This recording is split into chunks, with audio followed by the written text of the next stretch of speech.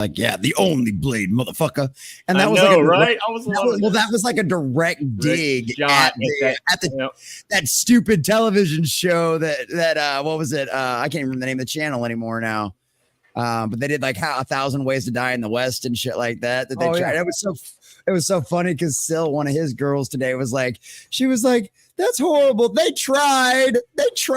Wesley Snipes, Rude Shade. They tried. I thought it was a dig at that movie that they can't make. Disney keeps like. No, it was a dig at that show, that really bad show. Like basically the best opinion I heard was it was mid. So yeah, it was great to see they take that dig at that. Interesting portents for the Deadpool Wolverine movie. My wife 2 days ago was like, I want to go see that Deadpool movie. And I'm like, what? Yeah. And I'm like, oh, hold on. Is it because they're Ryan Reynolds? She goes, yeah. But anyway. And it works. So we're going to go probably this week sometime. But dude, I think it's a good sign. Good sign. It is. It's a lot of fun, especially if you haven't watched a bunch of the trailers. Like it would be even more fun if you hadn't watched a single one of the trailers, but it's really good. Like I really want to watch it again. If I had the extra money, me and my wife would totally go and see it again this weekend. It's really, really good. And I know several people that have already seen it twice. I have. So like, it already a place you might could watch it on. It's a pretty good copy. Yeah. But it's already cracked 500 million. It's already cracked 500 million. Wow. Dude, I'm seriously thinking this thing might end up like 1.5. Like, it'd be funny as shit if this was the first $2 billion rated R movie ever in history. Like, I bet you it's going to be that. I mean, it's going to be the highest grossing rated R movie ever. Yeah. I'm 99% sure of that already. Dude, somebody like Nerdrotic or somebody said that Hugh Jackman's muscles were like CGI. I mean, I don't know. It wouldn't be the first time we'd see Hugh Jackman get jacked as shit like that. So he was, if it was, man, he got pretty ripped, man. And look, man, all you got to do, if somebody brings up age, just get a picture of Graham Nolan and be like, this motherfucker's 63, dude. He is real life Bane. And there you go. Maybe that's what somebody should have pointed out to Gary. Have you seen Graham Nolan? Like, you don't think Hugh Jackman could have done it, considering how many times he's done it in the past? Did you see Graham Nolan? I think Graham goes out and squats like, I don't know, a car. A Buick. Yeah, a Buick. Like, he goes out and does squats with a Buick on his shoulder. Like, he probably just like takes a cow and just like slaughters it on his front yard, and just like eats it raw, like just peels the skin off and just like eats it raw and just like cracks like a dozen eggs and just like swallows them whole all at once. I'm telling you, man. Graham's insane. Every time I see him, I'm like, dude, you still pumping. In my headcanon, Graham Nolan goes out to his garage and he's got like 2 pallets of comic books. And there's a bar between them, and he's like just lifts and bench presses pallets of comic books. You know what? I like that a lot better. Headcanon accepted. Headcanon fully accepted on that one. I like that. That's gonna be hard to keep straight. They'll be sliding off. See, I was already working the physics out in my head. You shrink wrap them and band them. You can do it. Yeah. It's okay. There's a way to do it. I'm an aircraft mechanic. Do you have any idea what kind of crazy ass shit we secure to the side of aircraft? Man, I have seen the screwdrivers you people use, and they cost about $2 or $3 grand too, man. Crazy long, 3.5 foot long screwdrivers. It is a pretty for one part, man. It's nuts. That's the way it goes sometimes. That's welcome to engineering, boys and girls. That's the retardedness of engineers. All right. Speaking of retardedness, boys and girls, you ready to get started? Yeah. Let's go. Well, we've been started.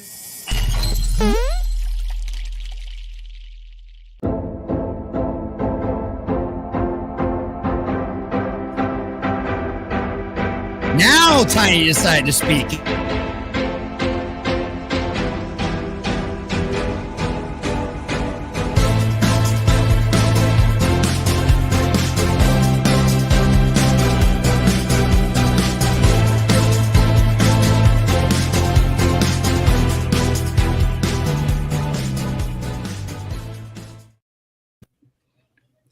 Weird. Can you guys hear me? I can hear you and I can see you. Yeah. Okay, good. How are we doing today, guys? I don't know. StreamYards was being fucking retarded. That like countdown was like, I don't know. It was like glitching out or something. I couldn't hear squat. I just want to make sure it wasn't just me. But holy shit, here we go. Tiny got another avatar again.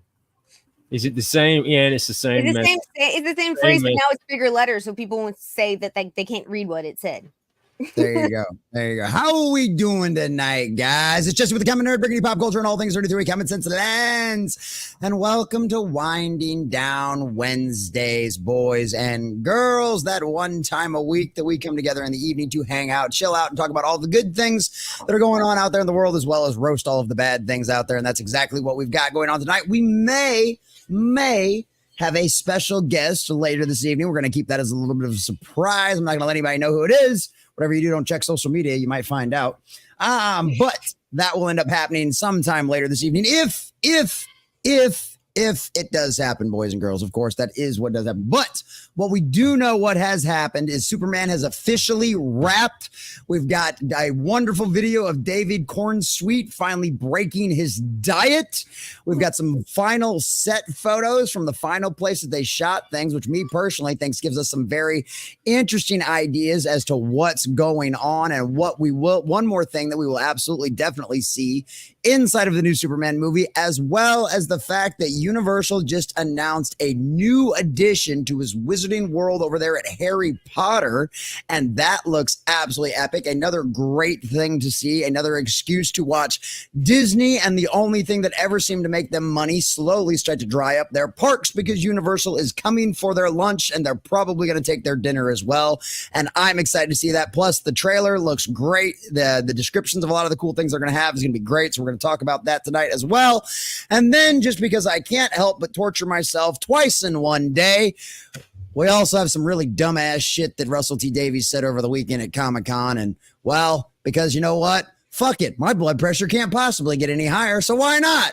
We're going to go over that shit too, boys and girls. But before we say hi to all of you beautiful, wonderful, and sexy motherfuckers out there in the chat, we're going to say hi to my wonderful co-host who's been around here since practically the beginning of this damn show, which is his fault. He has no one to blame for him but himself. But Diesel, what's going on, buddy? How you doing, man? Man, dude, last night, Iron Oxide, he turned me on to this band called, hold up, Gunship.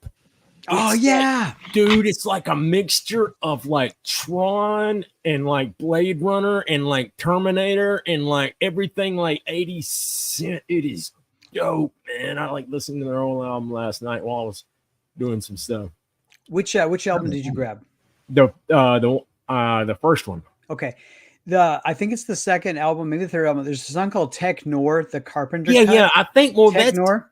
Yeah, that's the one. That's the song I heard, and I was like, "This is dope, man." And then I think, the album was self-titled, so I assumed it was their first one. It's from 2015, but like I just listened to that last night. I'm like, yeah, it is. It's a trip, man, and it's not like what you think I'd be listening to, but it's like freaking awesome. It's synth pop 80s music that we didn't have 30 years ago. And what's great about it is on top of the synth sounds and so forth, the guy can actually sing. Yeah. And they're highly recommend. Good job there. Yeah. John Carpenter does like for the video for Tech Nor. He does like a little monologue at the beginning, or actually, I think he's on the album too. It's pretty cool. Dope. That sounds hella freaking cool. I know, man. It's nuts, man. It's like, and when you hear it, you're gonna be like, damn it, it's like Tron, Blade Runner, Terminator, and all the other stuff in the 80s, but better. That's freaking cool. Yeah, that's really awesome. See, and that's the funny because I listened to Epic Mike shared out Eric July's cover of NSYNC's Bye Bye Bye from like 6 years ago or some shit like that. And dude, it was actually really fucking good. It was actually really fucking good. But then everything by Backwards is good. So yeah, that was fun. See, look at that. All kinds of new musical discoveries going on out there, boys. Yep. Speaking of new discoveries, we have somebody out there who decided to throw his hat into the ring and say, fuck you to DC and Marvel. I'll do it my damn self.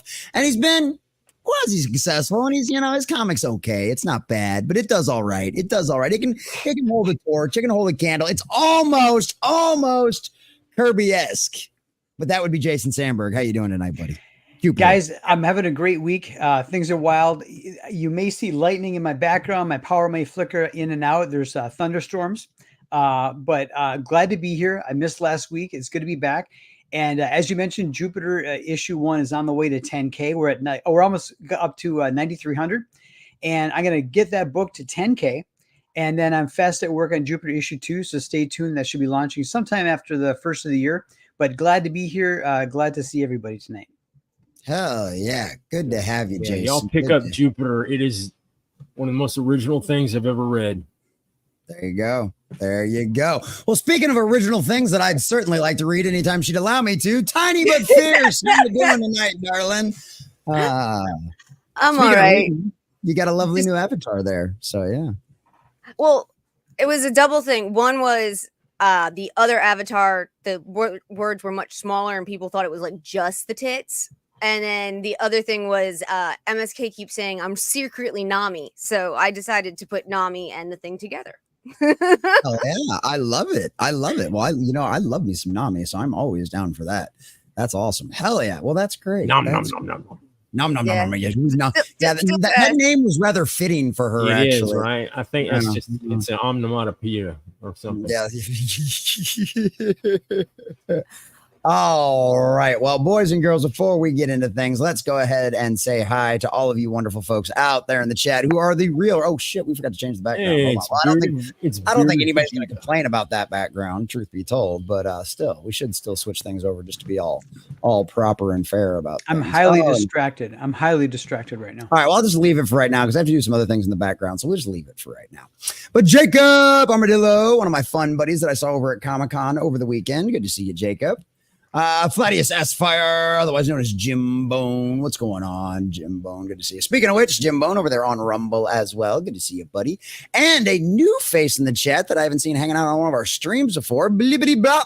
Good to see you. Blibbity Blop says, "Hey, oop, oh, good to see you, Blibbity Blop. Glad you made it in tonight." That kid, his father must be David Lee Roth.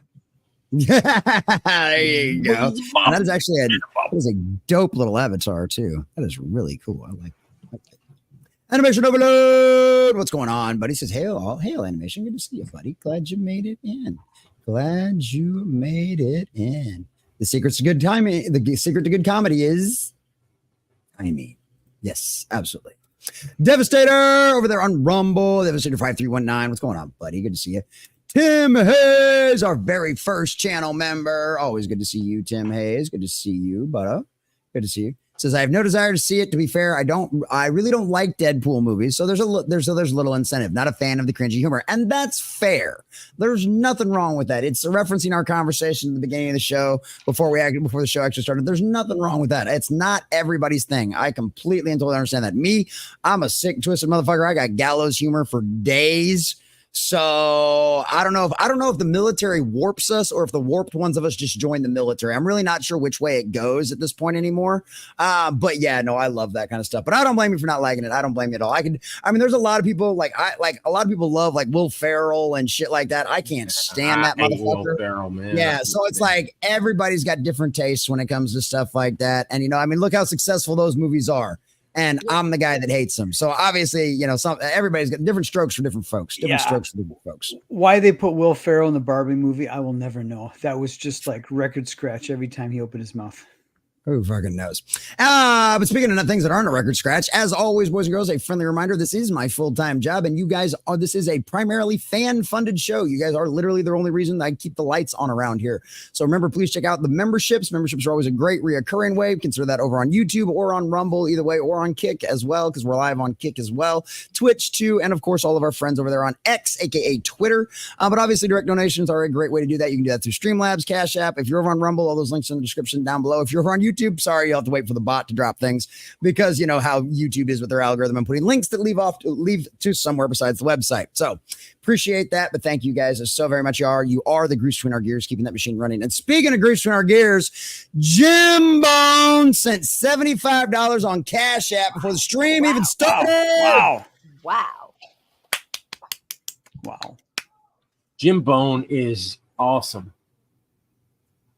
He mailed me free comic book day for Enter John Universe, man. I will to my dying day. I'll never forget that, brother. Nice. That was cool. Well, and to be fair on that too, as well, as that was going towards two specific things: the new Rippaverse short box, the Isom one that just came out. So that one will, because I ended up getting a crap ton more comics over at Comic-Con over the weekend too, plus the stuff I already had. I needed another short box, and it was really funny because literally on our live stream the day before, I was talking about how I needed another short box, and then literally Ripper launches the one the next day. And I didn't know, like sheep don't say shit to nobody about nothing. So I had no inside track on that. I was literally just talking about that out loud. And so, yes, we got that. And then the new chick, Soros, I'm trying to remember how to say her name properly now, but the new chick that just got unveiled in the new Ripazine magazine a couple of days ago. She's the first redhead in the Rippaverse. And so that went for the poster. So we're going to have her on the background over here. We're going to get that poster and have it framed and put up in the background right here. The first redhead in the Rippaverse. And we've got that short box. The short box has already been ordered. And so we'll work on the rest of that later. But thank you, Jim Bone. Jim Bone is part of our gears. I love you, brother. Thank you. I have got to get me 2 new short boxes, man. I've got some ancient ones and they're like the handles are gone. And I'm like, this is like these are my comics, dude. You know, the only ones I get, like, I'm in Transformers comics. I'm like, I gotta get new. So I started looking, man. They're expensive now. Yeah, like $29. Oh yeah. Parathis says, "Whoa, parents' night was quick. Don't know why people ran from school when I stopped by, but no line is a plus because he's a dragon. Because he's a dragon, and I'm on time for Winding Down Wednesdays. Yes, you are, Parathis. Good to see you, Bistro. Good to see you. I have a thing for purple dragons, indoor dinosaurs. Yes. Oh, watch out, Lavistro. Diesel might be coming for that ass, baby. He needs a piece of dragon. He likes him some purple dragon. Well, I like Megatron. There you go. There you go. That is true. That is true. That is true. Shark Week already. Not at this house. Not for a while. Dude, have you seen all the absurd shark movies, like the B movies, man? It's yeah, they're great. Oh my God. MSK went down the list. He kept sending them out on Twitter. It was like Shark Mountain. The shark was like the mountain. Well, did you guys see the trailer for the Catnado one? Oh yeah, we watched that on your stream. Okay. Didn't we? I thought so. I thought we watched it on this one too. Yeah, Catnado. They had the stuff. They had the stuff. Catnado. It was. PETA would actually be happy for once. PETA would actually be happy about. No animals were used during the making of this film. Yes, none. Devastator, what's going on, buddy? And Timothy T02 over on Rumble. Thank you for the new follow. And speaking of which, boys and girls, I'd like to bring that up real quick too, as we're beginning the show. But we are currently, as of right now, because I'm checking right now, and of course, this is exactly when YouTube wants me to try to log in again and verify from my phone who I am. But as of the check that I was able to see just a second ago, we are officially at 972 subscribers over there on the new YouTube channel. Nice. Yeah, I heard you. It was 971 earlier. I was listening to your live stream while I was working out, man. 972. 972. Yeah, 972. So we're so that either way, we're gonna beat the record for the last time on the channel, beat it to 1,000 subscribers. We're gonna beat that easily. But either way, I'm hoping that we can break 1,000 tonight. We've got the midweek humps final show tonight. We're gonna have a bunch of special guests. So I would love to break that 1,000 before midnight tonight. Make it in July. Do it on July 31st. So if you haven't already, make sure you share the channel out on all your social medias. Tell everybody how close we are. Let them know to come subscribe if they haven't already. And if they have already subscribed, tell them to share it all out, because we are literally like 28 subscribers away from cracking 1,000 and being able to do it this time in 7 months versus the 10 months we did it on the last channel. So please, please, please share all that stuff out. It's really, really freaking cool. Dang, and look at that. You already got a convert. Yeah. He's talking about Jupiter. That's what I said. Yeah. Oh, no, I think Jason. He's talking about the music. He's talking about the music. Oh, okay. I thought he was talking about the music you were talking about, actually. Yeah, there you go. There you go. I have the memory of a squirrel. That's great. I love it. I love it. That's awesome. Fine, blog. I'll grab the pitchforks. There we go. Thank you. Mark IV, born with the gallows humor. That's why we joined the service. All right, that's fair. That's fair. Hey, man, I rewatched Deadpool 2. I think it's better than the first one. The Juggernaut's freaking awesome, man. I don't know. I like it, but all I know is like you can just throw Marina Bakarin on the screen for a while, and I'm good. Oh yeah, no shit, right? No shit. Holy shit, we just got a new subscriber. Nice. I should have left my Streamlabs up. What did we get? With that Blibbity blobbly bloop has subscribed. Thank you, buddy. Woo-hoo. Found the stream and now he's subscribed. Thank you, my friend. Yeah. There we go. Yeah, I've got my Streamlabs up over here because I leave it running all the time, and it is so. I have this cool little dragon thing that'll fly on the screen, and it'll put the name on the screen. So like whenever I'm gaming, all of that stuff shows up and stuff. Actually, it shows up when I'm live streaming in the morning on the morning prep too, because I use all of that stuff. Yeah, so, Blibbity, check out the album I checked out was just Gunship self-titled. It's freaking awesome. And Tech Noir, like Jason said, it is dope, man. There's 2 cuts of the Tech Noir song. They're both good. Yep. The first one has the John Carpenter intro. The second one is like a dance mix. It is the freaking it's money. It's money. Dude. And then they've got that one song that's got man, some in their videos are nuts, man. It's like some's animation, some is claymation. Some is like live action mixed with claymation, mixed with animation. It's nuts, man. That's fucking hella cool. Oh, waiting for the new chick to get her own book. So the Ripazine one, that is going to have her story in it. So that's going to have a 15-page short story, I believe is my understanding, for her in it. So that will be her first appearance. So I got this funny feeling they're going to do like some kind of big crossover thing with all those stories for the new R ones. So hey Jesse, man, you really dig it, man. You smoke some weed and then like you just like zone out. And it's like, where's Jesse? He's been in the garage with that on loop for the last 8 hours straight. Yeah, no, see, I don't zone out. It's funny because like I always do sativas, right? Which sativas are like the energizing ones, and it's so funny because like I got done with all my editing this afternoon. Had all my video. I've got videos scheduled all the way out until 4 o'clock tomorrow.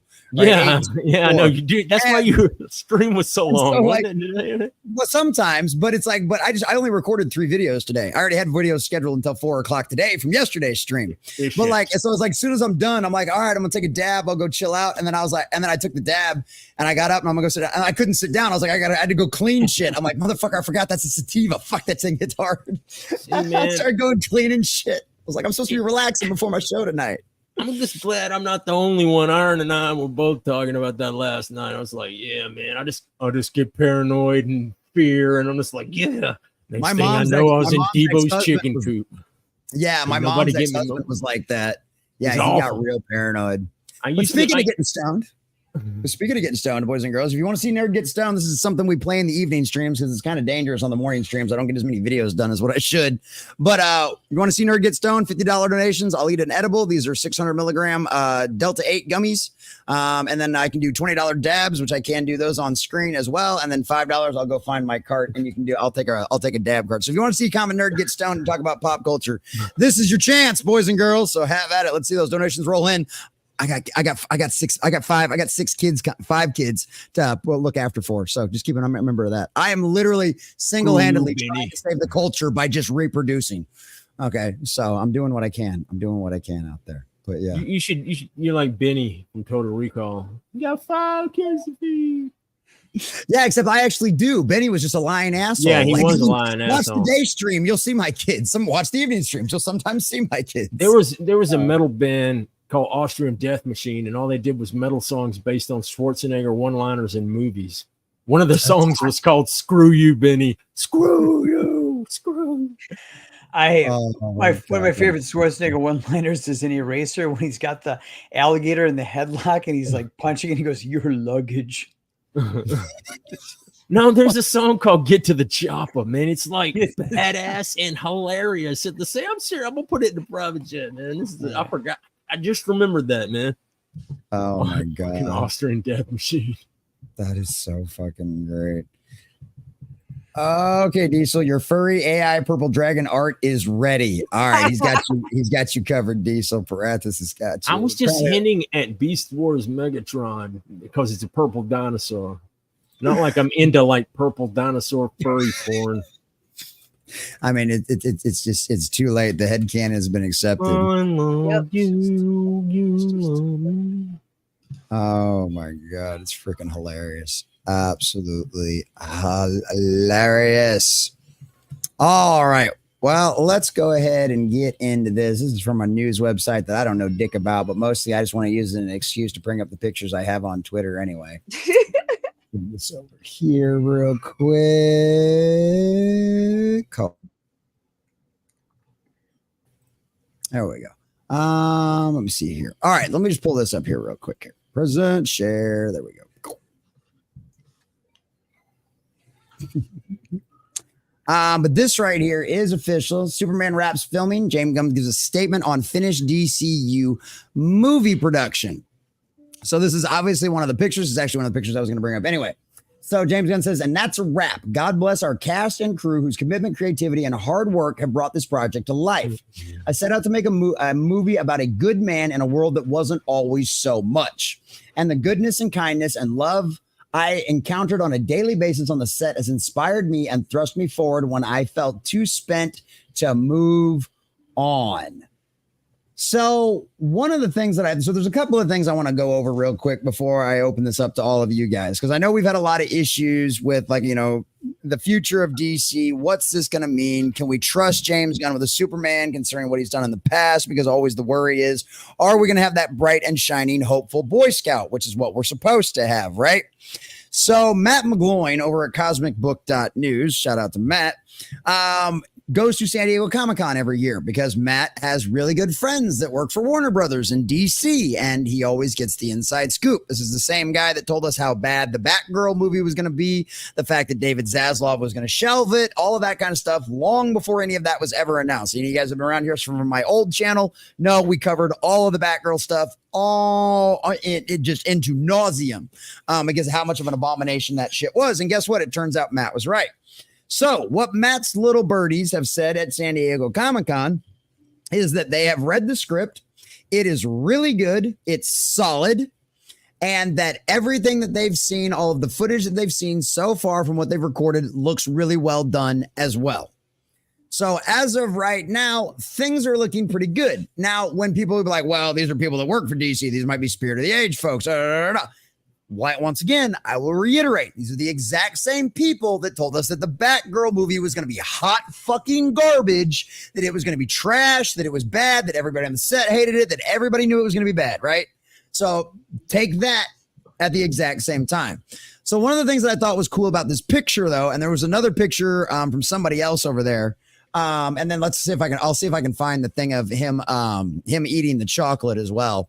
But one of the things that was put out there was another picture of this with them out there wrapping things up. Here it is. This is really cute. I couldn't get the video to play. I couldn't get the video to play on our daytime stream. But that's just him eating a piece of chocolate into his mouth. No. Back in high school, the day wrestling season ended, every single member of the team had like a pint of freaking ice cream. Didn't matter what your weight class was. Didn't matter what you done. Everyone had a pint of ice cream. Yeah. So, and this is very reminiscent too of what Henry Cavill did a while back too. He did it with like a giant bowl of ice cream, and all that kind of stuff. Yes. So you're saying carbs are kryptonite. Is that what you're saying? According to his trainer that was very upset when he'd call him at 8:00 in the morning and he'd be sitting there on the video chat eating cereal. Yeah. Because David couldn't give up his cereal. He couldn't give up his breakfast cereal because he's a fucking kid. Couldn't eat steak and eggs and bacon and sausage like a fucking man, like his trainer wanted. No, he still had to have his breakfast cereal. If the Superman actor has a sweet spot for a kid's cereal, I think they cast the right guy. Right. And I think that's what we all kind of thought that was rather fitting at the time too. But one of the things that I thought was kind of cool, because this wasn't something we'd known, we hadn't really seen any set leaks. We don't really know much about this, but this, I think, obviously, if they're filming somewhere in the frozen fucking tundra, Antarctica or Russel, wherever the fuck that is, they're in a frozen tundra, right? So obviously we're going to get the Fortress of Solitude. Right. Thank you, Tiny. Yeah. So obviously we're going to get the Fortress of Solitude as well. So I think that's pretty cool. That's just a fun little quip. Like I said, this is a movie that I am still cautiously optimistic about, slightly leading more towards the optimistic. I'll wait for the first trailer to see what happens. But this is one of my things that I've just thought from the beginning that they're going to do. And this, I'm not the first one to think this. This is a conglomeration of a whole bunch of different people, but like, we really do think they're doing a reverse Kingdom Come. And that's basically what James Gunn just confirmed in that closing statement. Superman, this is going to be a Superman in an established world with already with established heroes. And they're going to be assholes. Which is why you have Guy Gardner's Green Lantern. And the Authority. And the Authority, yep. And Superman's going to come in there and show them a better way. So I do fully believe we are going to get our happy, hopeful, positive Superman that we're all craving after what we've been getting over the last few years, because that just seems like the only direction that they can go with this, with everything we know. What I want as a plot beat is in this world when Superman begins to get into action, I want people to like hear something and then like Google, is Superman real? And Google will not return any search results. And yeah, that's what I want. That's what I want. Dude, that would be epic marketing. That would be some of the best marketing out there. Oh God, that would be great. That would be great. And then when people search for like, in Metropolis, they Google for Superman and it comes back with the. Go ahead, finish your thought. Go ahead. Sorry. When they go for Superman, it comes back with like LexCorp here for your financial services needs, and like just the way to parallel what's actually happening with Google. Yeah, you see, they're not allowed to do that. You can't make fun of the commie side. I don't know. David Zaslav doesn't seem to give two shits because, and I got something else to back that up too as well. But the other thing I was going to say too is the suit came up. The suit came up and they said they are not worried about what the audience will think about the suit. And it wasn't like they don't give a shit. It was from what a lot of us have kind of thought is this first image here. Yeah, they got the crazy shit going on in the background. This isn't the final suit. Right. There will be more to this later on. And so that was the only other, sorry, I meant to let you guys go. That was my last fucking ADD thought that popped in there. Going back to the suit, when we first saw that picture, we first saw that suit, I was saying, I don't think that's actually fully attached in the back. That's why there were wrinkles, that they were literally just sizing him. And I've showed it to my mom who did professional costumes. And I showed it to my dad who was a professional studio manager, lighting director, ran everything. His attitude is there's no way that's an actual fully comprised suit. Like it literally probably didn't even have a zipper in the back yet. What has your family done? It's like hanging ballet. out with okay. Nobody in my family does ballet. Okay, well my mom taught that for a few decades. But yeah, I actually have hyperextended knees, and I went to ballet once and got stuck in a split for hours, and I never went back. I don't blame you for pleasant. that. I don't blame you for that. There you go. So yeah, I just thought this was fun. It's finally wrapped. So no more set leaks, no more of that kind of stuff. So now we're just and the trailer should be coming soon. The first trailer should be coming soon. Nice. And whatever the fuck soon means is, I guess, kind of relative to the person it's coming out of their mouth. You know what was so good? That teaser trailer for Superman Returns, man. Yeah. Yeah. That one. The teaser that had like that trumpet music from the original Superman. Oh man, and you see the mailbox. It said Kent. Man, that got me fired up. Yep. Yeah. So I hope. Yeah. Immortal Rising comic book. What's up, buddy? We're gonna have you on soon too. I'm looking forward to finding out if that orb in the background, if that is Brainiac or Solaris, the son, the evil son, so the tyrant son. Right. That's what I'm looking forward to finding out. Maybe in the trailer, we'll see. Superman fights Brainiac, dude. That's that's a no-brainer. You got to have Brainiac, man. I know. Well, if Lex get Corey Burton to voice him too, like from the animated series. Oh, dude, that would be dope. That would be great. That would feel too cheesy nowadays, though. They'd be like, "We want something a little more updated." What about this for a plot beat? People are like, that basically it's like, Alexa, turn on the living room light, and then the response is, this is Brainiac. You're not allowed to do that. I'm taking control. Like, I'd be like, freaking Brainiac, take it over. That reminds me of like, Crowder had a commercial. It's probably been like a year ago. He was like, Alexa, and it was this little thing, and it had a little tinfoil hat, and it was like Alex Jones coming up, turning the frogs gay, and it was like Alexa Jones, and it's like a little tinfoil hat on it. That would be awesome. See, now there you go. That's marketing right there, right? Yeah. Like when this movie comes out, or like if we ever find out if Brainiac's going to be in it or not, or if that's gonna be in like in another movie or something like that. Well, wouldn't that be great? Like you can download the Brainiac mod for your Alexa. Yeah. Oh, that would be like for Waze. Waze does some of the best voiceover stuff for your traveling. If you haven't tried it, you should. It's amazing. I had the Kevin Conroy on for almost over a year, and then they only last so long, and then they disappear. And we switched it to Master Chief from Halo, even though neither my mother or I have ever watched or played Halo. We just love listening to Master Chief. Nothing wrong with that. Don't watch the voice. We don't speak of what got canceled. Speak of that one. Not unless you want to see Common Nerd Dawn and Angry. We watched Red versus Blue with my ex-fiance forever. Oh, no, like, we loved that. We bought each other shirts from it. Like that was our thing to get. One of our things together was Red versus Blue. But I don't know anything about actual Halo. Trust me, Red versus Blue is enough. It's okay. Trust me, that's perfectly all right. I will fully accept that. Red versus Blue is fucking epic. Man, I would love Corey Burton's Brainiac to be like the voice on my computer. And now today, that dude has been voicing stuff since he was in Transformers in the '84. Dude, he did like several voices in that. Man, that dude's been around forever. That's awesome. That's awesome. So yeah, I just thought this was fun. I'm glad to hear it. And yeah, dude can finally eat. Oh, man, that's why you stay on your diet all the time, and you don't do it for any other reason other than you want to do it. That way, you just you adapt.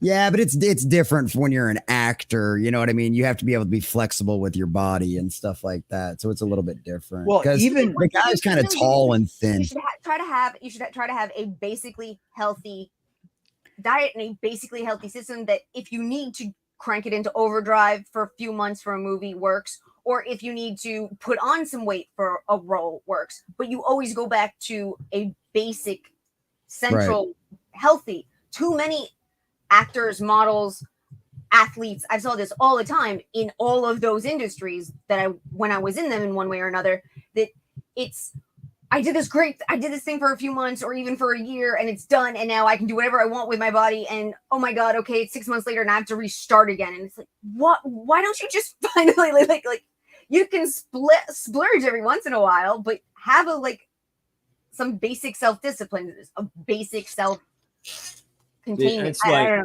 It's so funny to me that people they hit those extremes. They can't go back to middle. They got to go to the next extreme. Yeah, I can't do the I can't discipline it, man. My alcoholic brain is just like I just hooked on addicted to everything. So it's just like cut it out. Abstinence is the only thing. I got my dad at works has been doing it for forever. No one else would probably be living like me. So, but I gave up self-restraint for Lent. But one of the things is that Lent's it isn't over. I gave up self-restraint for Lent, dude. So it isn't the concern isn't necessarily that they're going to eat something and like suddenly gain like 10 pounds. It's if they're eating all that like sugar and stuff like that, they're just going to get like inflamed and retain water. They're going to look puffy, even if they're fit. The issue is and then from scene to scene, and suddenly you've got like these terrible jowls shots and stuff like that. So just do like Christian Bale for The Machinist. Oh, dude, I know. Well, that was one of the other things I was thinking when we were talking about that. Do that again, man. I hope the fuck not. I really see how he's alive, man. He was a fucking skeleton in that movie. He was so skinny. Right after that, he did Batman Begins too. Yeah. Which talk about that. He's always had issues with getting too far. I mean, he's a method actor, and he's always had issues with getting too far into his roles, and he's damaged his body multiple times, and he's damaged his mind multiple times. Yeah, it's one of those things. It's like that's why everybody says he's a fucking asshole because the guy's fucking nuts. But you have to be able to be a fucking true method actor and do some of the crazy shit. It's just, and it's like that's always the worst part about it, right? Like that's always what you hear about is some of these greats that are out there is they're fucking douchebags. And unfortunately, sometimes in order to get the amazing talent of the kind of crazy ass shit that they can pull off, you got to deal with a fucking asshole every once in a while. That's just also I don't. When he was a kid, when he was in Empire of the Sun. Mm-hmm. And then he was in the original Newsies. And supposedly, after Newsies, he almost quit acting permanently because Disney put him on this insane tour around the country with everyone talking. Like, he was fucking like 14, 15 years old. And like, they literally traumatized him into deciding he might never act again. And he went away for a while. And then when he came back, he did not want to be put in the Disney roles. So he did things like American Psycho. And I'm sorry, when you first come back and you've finally gotten your brain set and then you go full in on American Psycho. Yeah, no, I'm sorry. Dude's going to be an asshole for the rest of his life. I've only seen that movie. It was worth it. I can watch that movie over and over again. It's worth it. I don't care if he's an asshole. I've only seen that movie once. I'm going to have to watch it. Oh, God, it's so good. So many But the Prestige, that's the fire. Yeah, the Prestige is fucking incredible. I don't think he's an asshole just because of the way his talent is. I think he's an asshole because of the way his talent was used early on. And well, I mean, that wouldn't be the first time we'd seen. Good for you. Go ahead, sorry, Tiny. Well, no, it's like, I mean, I've mentioned before, like my godmother was a producer in LA ever since I was a kid. And at different times I've thought about acting and she would talk to me about it. And her attitude was, I will be your manager. You will only go to places I have approved. You will only talk to producers I have approved. Like, I mean, she was definitely trying to keep me off the casting couch, but there was a lot of other stuff she was also trying to protect me from. I mean, there's a lot of stuff out there that the average 20-something-year-old, if they don't have you probably don't have your family with you. You come out to LA to make it big. You're working hard. You're doing stuff. People don't realize how stressful the industry can be and how that can twist people. Yeah. Well, I mean, we've have a really good base to do anything psychological. You need to have a base to come back to, and so many actors don't have that when they start out. Yeah, and I mean that's the sad fact of the industry. And I mean, it's like how many times have we seen childhood actors come out and say stuff? I mean, like how many times have we seen the greats?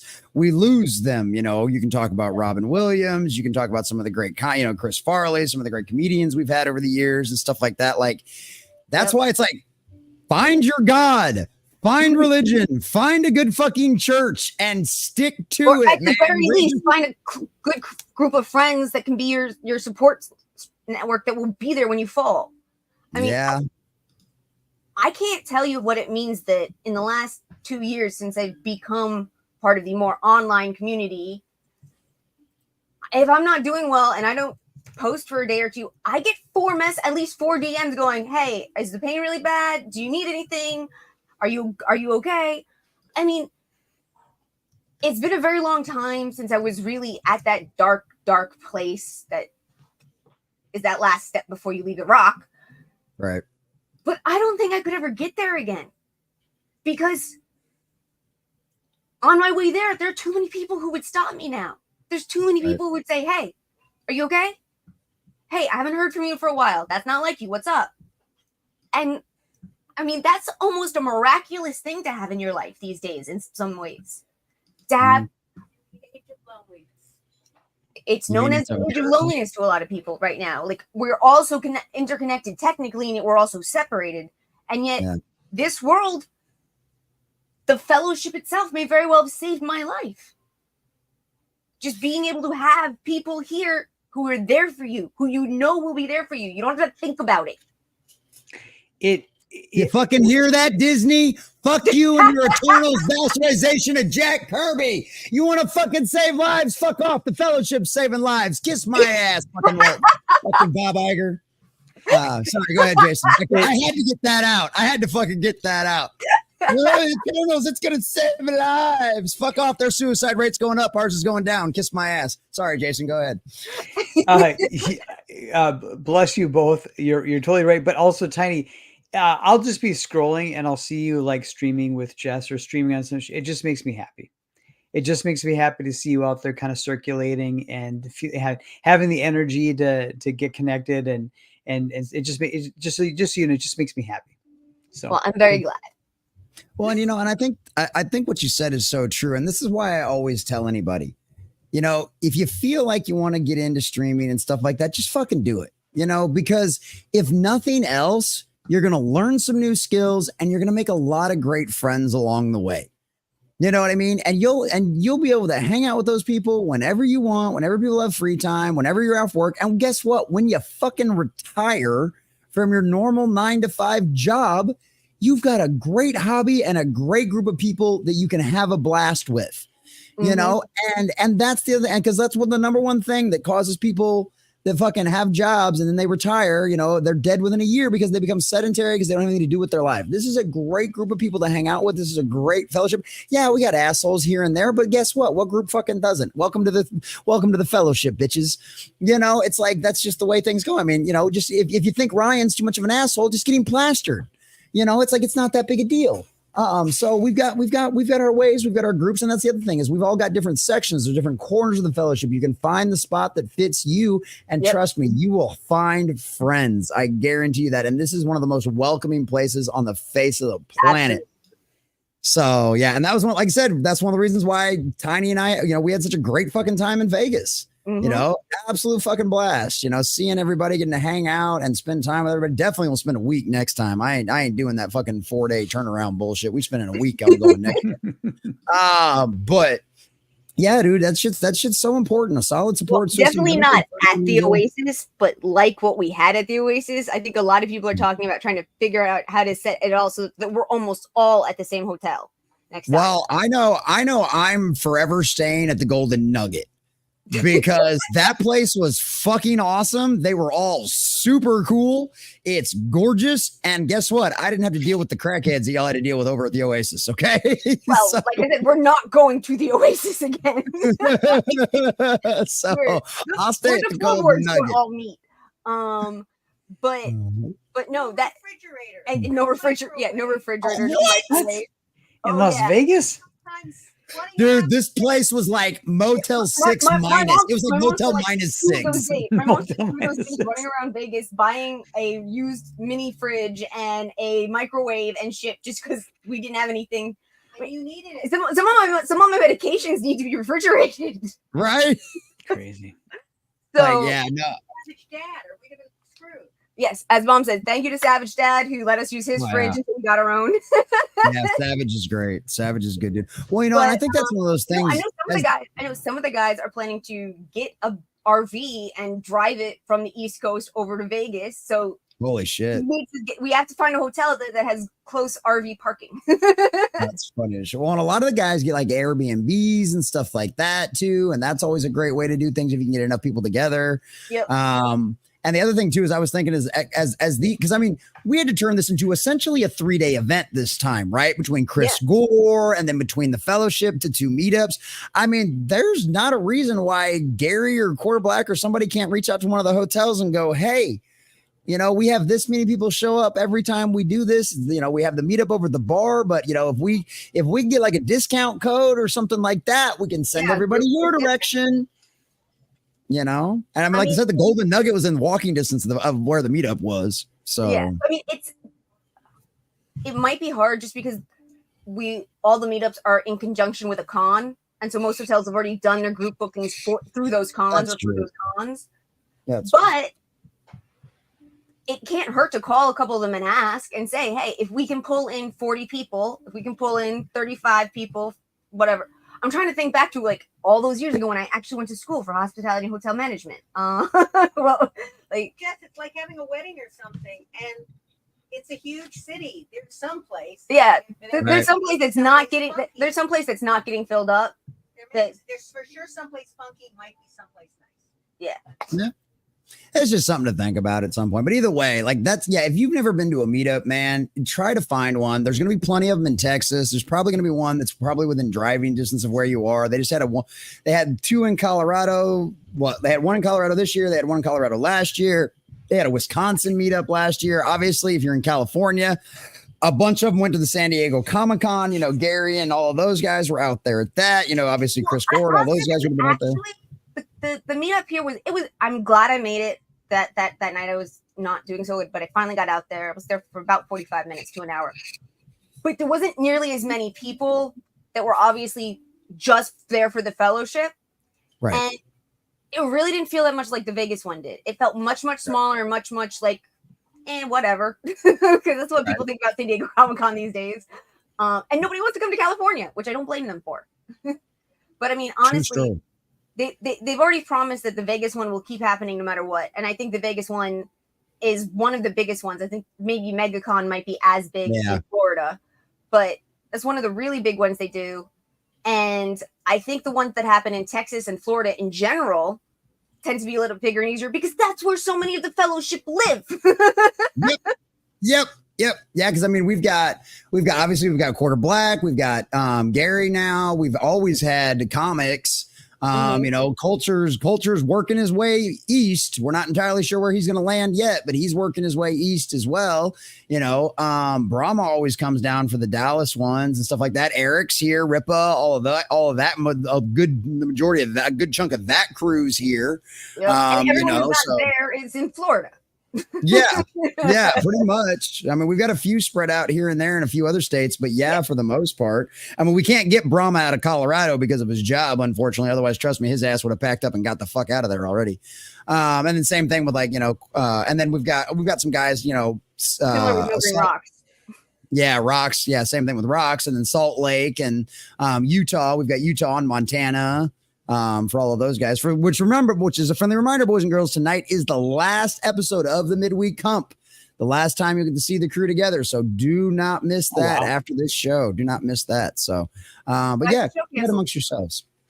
Shags has just got a lot of stuff going on. It's just one of those, it's hard for him to stay up this late anymore. He's had some health issues. He's not stopping doing YouTube. He'll still be doing all of his interviews, his long format interviews, his podcast long format interviews and stuff like that. We won't be having a regular edition of the midweek hump every week anymore. So tonight will be the last one for that. So so we're it's gonna be a big show. We're gonna have a bunch of different guests, a bunch of guests from all across time and space that have come in and out before. So we should have a bunch of people on tonight and stuff like that. So it should be fun. Jason, you got any good comics to tell people about while I be right back? Yeah. So, well, actually, Jason, I don't know if you saw the Twitter post I posted just a little while ago. Turns out Ronda Rousey is making a comic. Yeah, with Mike Deodato. Yeah, I haven't heard anything about this. What do you know? I knew nothing about it. So I typically will pick up Mike Deodato books. Even if the story's not great. So I'm curious. He's a very good artist. Yep.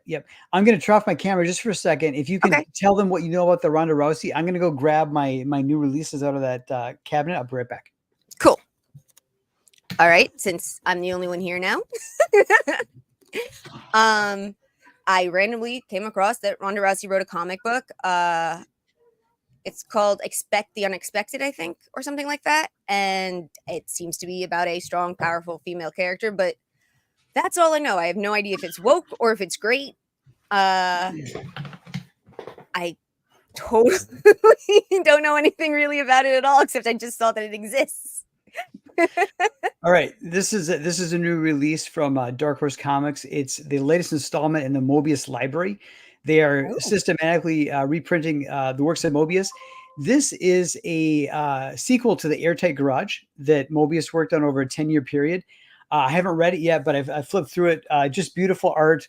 It's the typical Mobius black and white pen work. Just fantastic. I basically buy this sight unseen, right? I have the latest Berserker. So Keanu Reeves created this character Berserker, who's kind of like Vandal Savage. He's an immortal, and he's a badass. But periodically, they will do these standalone black and white stories.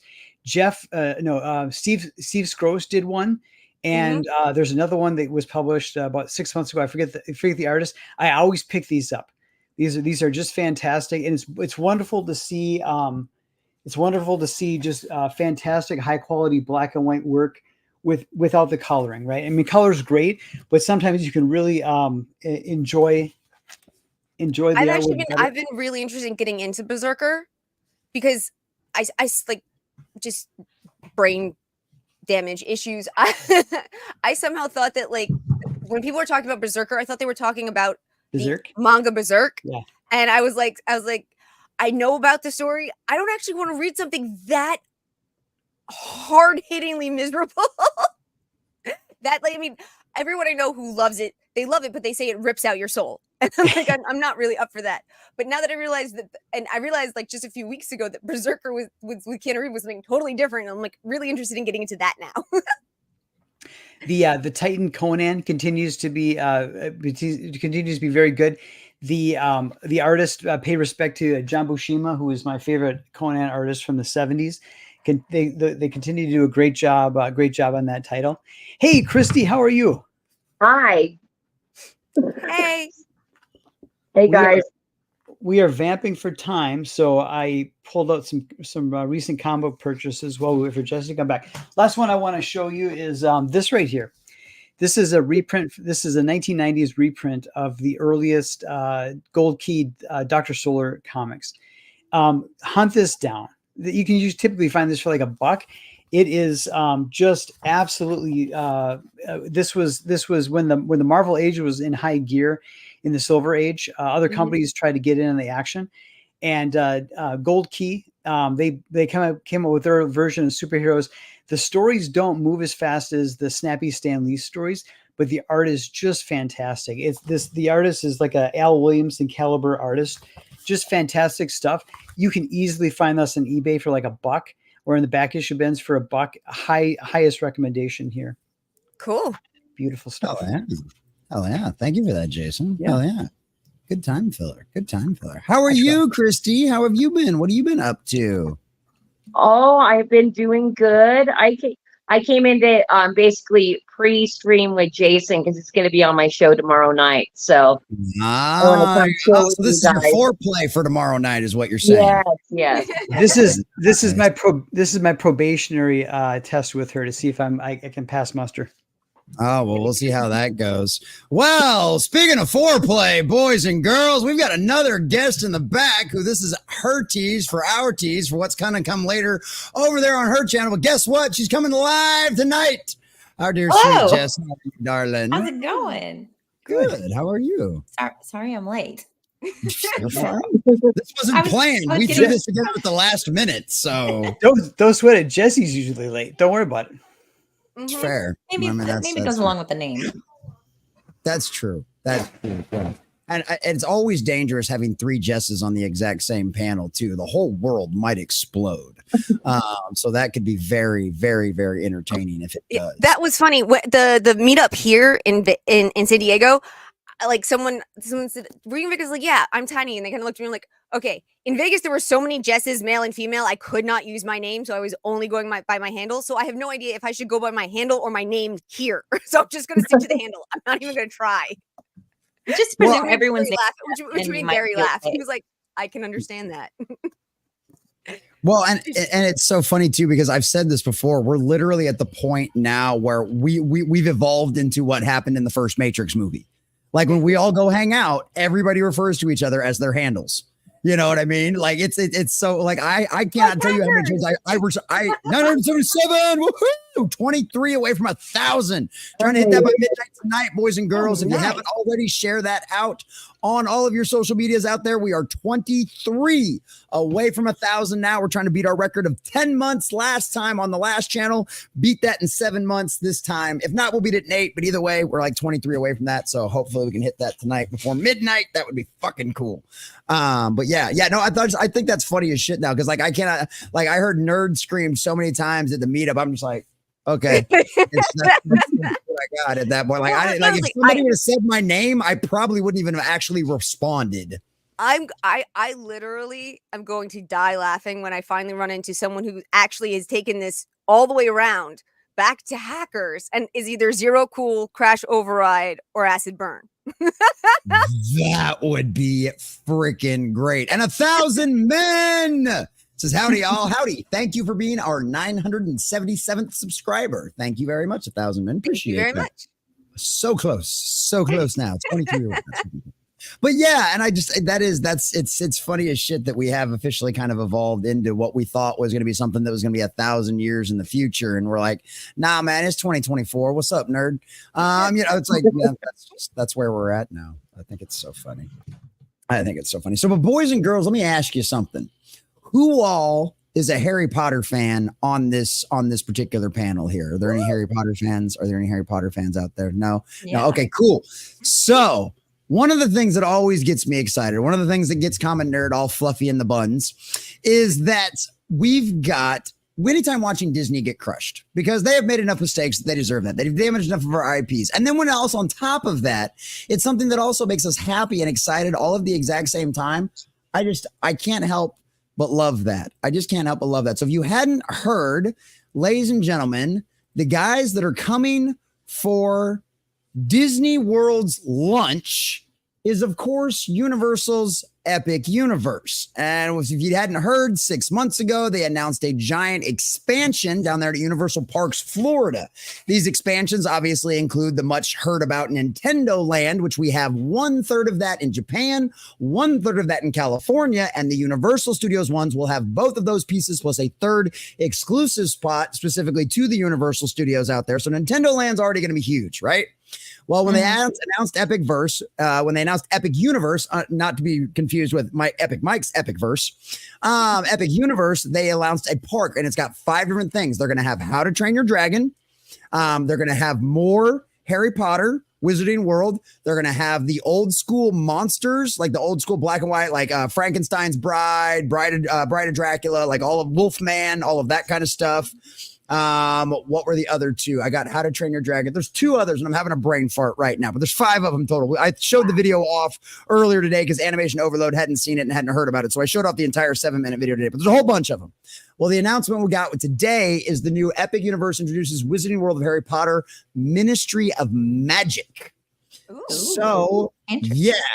Yes. So this looks pretty dope. We watched my live stream, but I want to let you guys check it out. Yes, Dark Universe. That's another good one. Maxi Dame. Look at that. There she is. And there she is out there in the chat. But yeah, this one, this is great. Yeah, I always forget you. That's what you got. That's what you've got down there. Excuse me, you don't train dragons, says Parathis. Oh, yes, my apologies. Well, apparently you do at Epic Universe. We will train your dragon and we will ride you all the way home, Parathis. It's going to be pretty great at the How to Train Your Dragon land.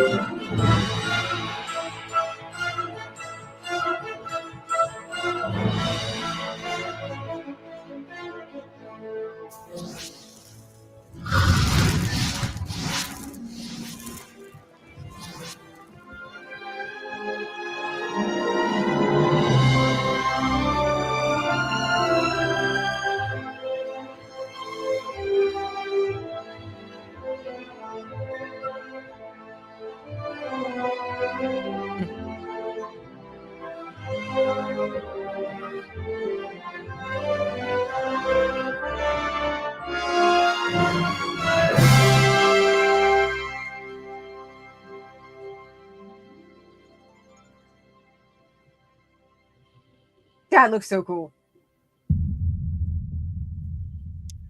Everything cool. And I would have a slight like, well, but it's all 3D and that's what it's gonna look like. Is it really gonna feel like that? Except they did the exact same thing when they opened the first Wizarding World with Diagon Alley.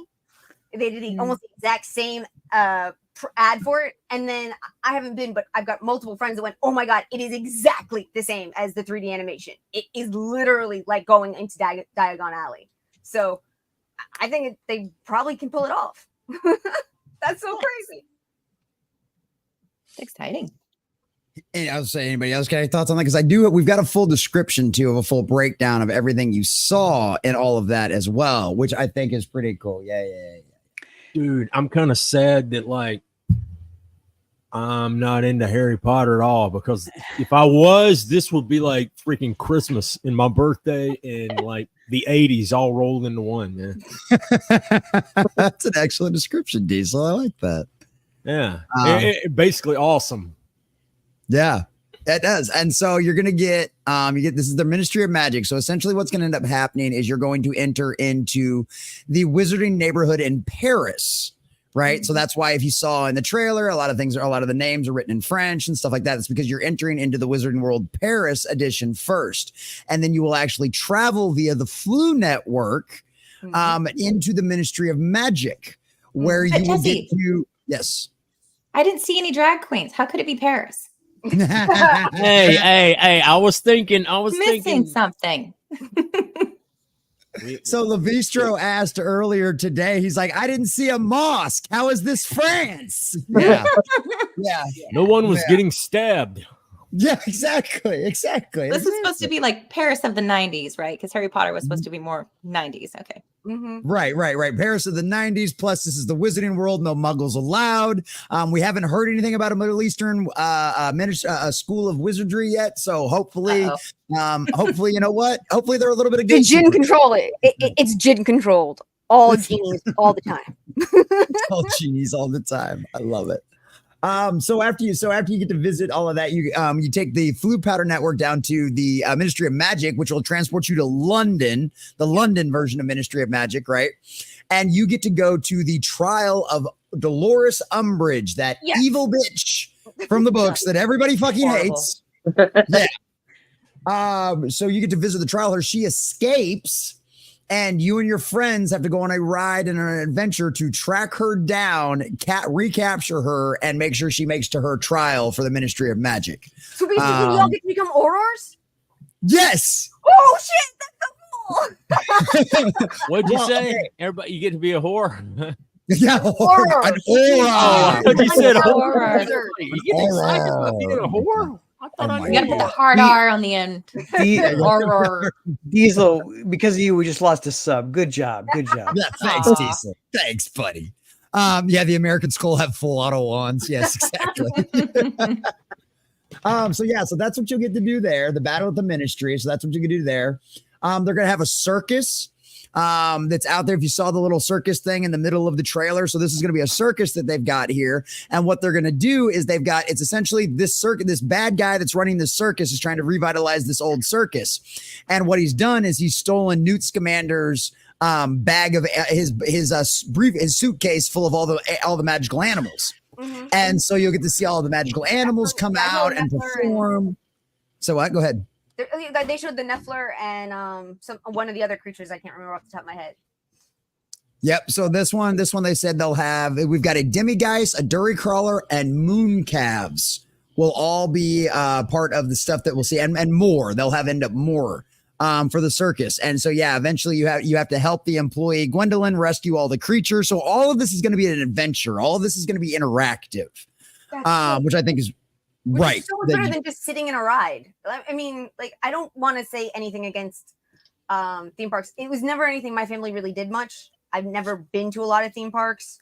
I mean, of course, I've been to Coney Island, but I never really got the idea of just sitting on a ride and just going through it as being all that much of a big deal. But this, like you're interacting, you're a part of the story. That's like, and you're really getting a story, not just a random ride. Like, that's just so cool.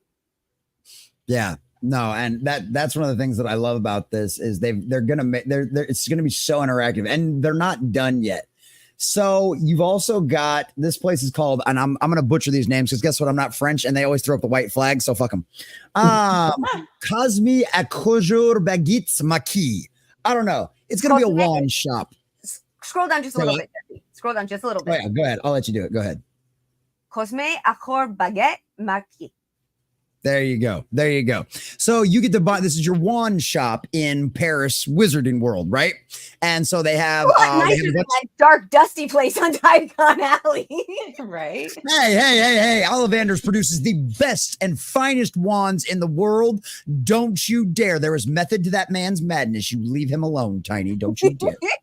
But so here at this particular wand shop, you'll be able to get Ollivander's wands as well. They have imports from Ollivander's wand shop in Diagon Alley, but they also have very custom French wands as well that you will only be able to get here. And these ones come in a 3-sided box. I don't know how they're gonna do that, but it comes Toblerone. Yeah, like Toblerone. Yeah, oh, there you go. Yes. Oh, I didn't even think about the candy. I love those. I literally have some of those in my freezer. How did I think about that? You can see them in the back of the shop. Yes, there you go. Yeah, actually, you can. Yeah, there you go. Yes. Okay. So instead of coming in the traditional square case, they're going to come in that, the little triangle shape, the Tumbler ones. Oh God, I love those candies too. Now I'm craving chocolate. But yeah, so you'll be able to get a bunch of, and this is the cool part about the wands. Okay. The wands, just so if you've seen any of the trailers or any of the previews or seen what Geeks and Gamers Tabletop did with the Nintendo Land out there, Nintendo Land has these cool little wristbands that you get, and they help you keep track of points, and you can do power-ups on like Mario's power-ups and all that kind of stuff. Oh, cool. Well, guess what? The wands are going to employ a very similar technology. So the wands will actually be interactive with places around the park. That Niffler you were asking about earlier, Tiny. That Niffler so a bunch of the different shops, their window displays will interact with your wand. So you can cast a spell and the Niffler will pop out and do his little Niffler thing. And so when you buy your wand, it comes with a map and it shows you all of the different places around the little Ministry of Magic area that your wand will interact with. So you'll literally be able to cast those. I have a question about the French wands. Do they go ha ha ha every time you cast? Ha ha ha. If they don't, someone call Universal and get them on that, because yes, we need a ha ha ha. No, we need a crossover. We need a crossover with Doctor. No, Jesse, we need a crossover with Doctor Who. Allons-y. Have you seen? It was The Dark Lord, and it was in different languages. They dubbed over in the different languages. The French one, it's so funny. Oh my gosh. Okay. I'll work on that for a second. Continue. All right, find it. This is awesome. See, I love it. So is this the second major Harry Potter thing? Like the first one was Diagon Alley and the Wizarding World in Diagon Alley. And now there's this, or was there another one as well? I can't remember. They added Gringotts, didn't they? Or was Gringotts always part of it? Part of Diagon Alley. Because let me see, I think it says something at the top of this article about it. Hold on, let me look.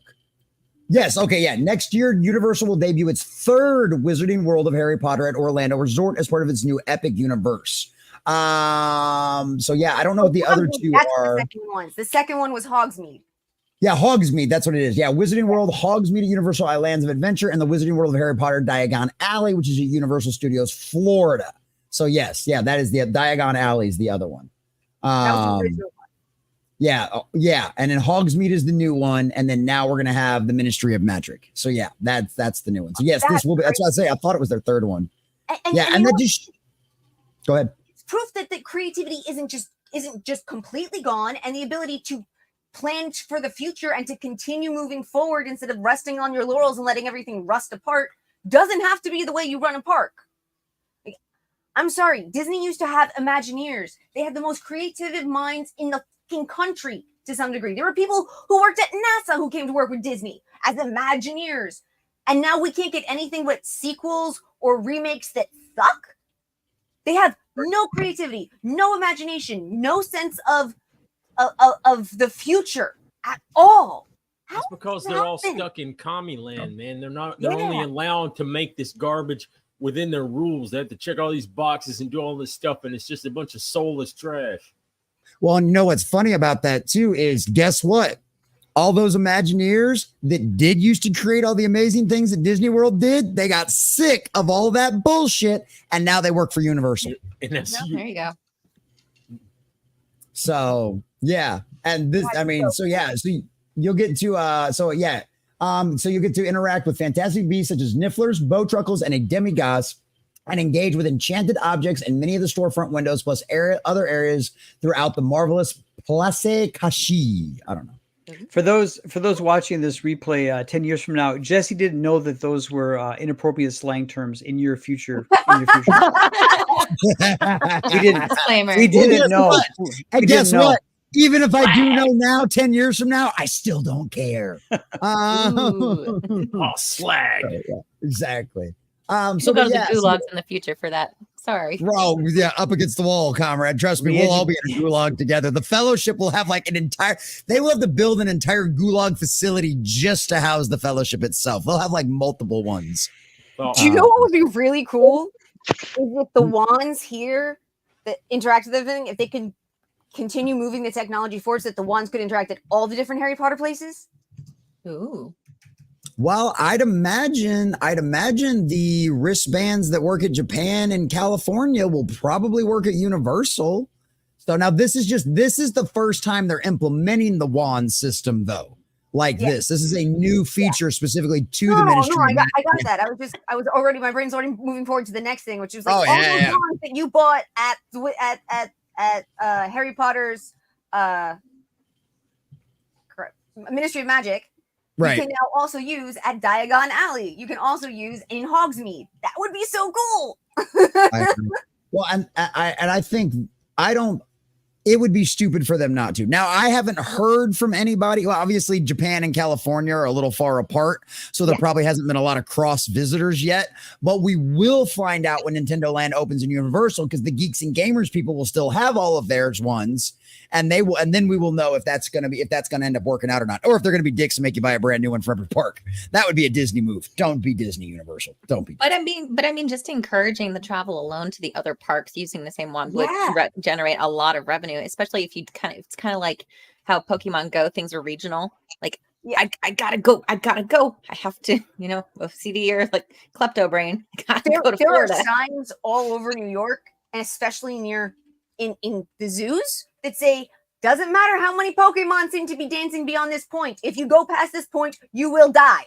There were signs all over New York. There were signs like near some of the harbors. There were signs near some of the industrial parks. There were signs and then there were like 2 at the zoo. Like, this is not a Pokemon zoo. This is a animal zoo. Like, do not go into anything into habitats just because you see a dancing Pokemon. That was one of the first year or so there were some horror stories. There really was the first year. So, but yeah, that's the nice part, is these will at least be limited to parks, so we don't have to worry about that. But this is one of the other things that I thought was really cool too, because you won't just be walking down the streets like fighting with other park people to try to get there. So while exploring the streets of Place Cachet, guests will encounter officials and residents of the Wizarding World, including exchange students from Hogwarts and the Ilvermorny schools of witchcraft and wizardry, which is the French school. Yeah, where the girls came from for the Triwizard Cup. Yep, exactly. An aura from the Ministry des Affaires Marquise de la France, essentially their version of the Ministry of Magic, who searches for suspicious characters, talking portraits of wizards who engage with guests. Very cool. I always thought that was the coolest part of the coolest part of the entire Harry Potter universe, was that you could look at a portrait of an ancestor and actually have a conversation with them. That was the coolest part of it. I mean, all the other magic is great, but for me, when I was younger, I was in high school when the books came out, but I read them all I read the first 6 in like a week. And because the movies were just coming out, so I wanted to know what was going to happen. And the photos, the moving photos and paintings and all that was just, to me, the coolest of all the magics.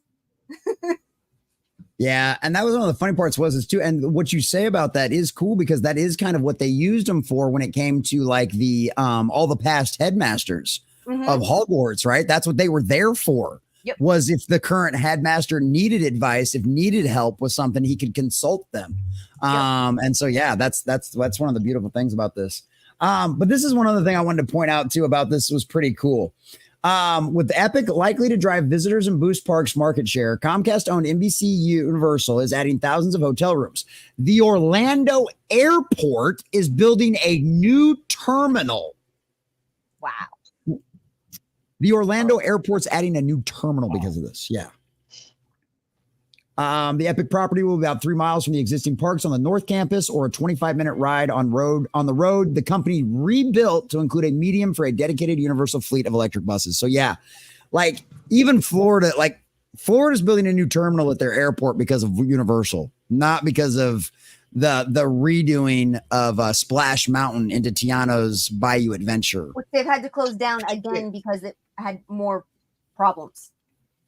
California's building more U-Haul terminals. Yes. Yes. Well, Universal's, but I think this is epic. I really do. I think this is epic. I think this is really cool. This is something that I would save up money for. As a kid that was a Disney kid growing up. I would do a drunk or get high stream or any of the streams. Like this is something I would actually raise money for. I normally would not raise money for anything that isn't either a friend or a meetup, but I would raise money to be able to go to that because that seems like so much fun. Yeah. No, I mean, that's like there'll be a lot of $5 Fridays dedicated to raising money to take the whole family to when this thing opens. So it's supposed to, they're expecting some soft launch. It's supposed to fully open like summer 2025.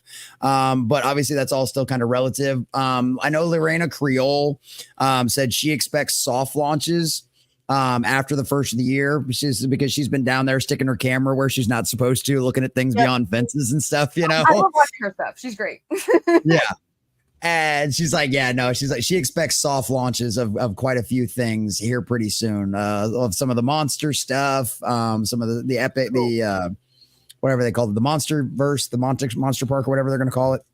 But yeah, so that'll be cool to see. I'm excited to see all of that. So anybody got anything on that?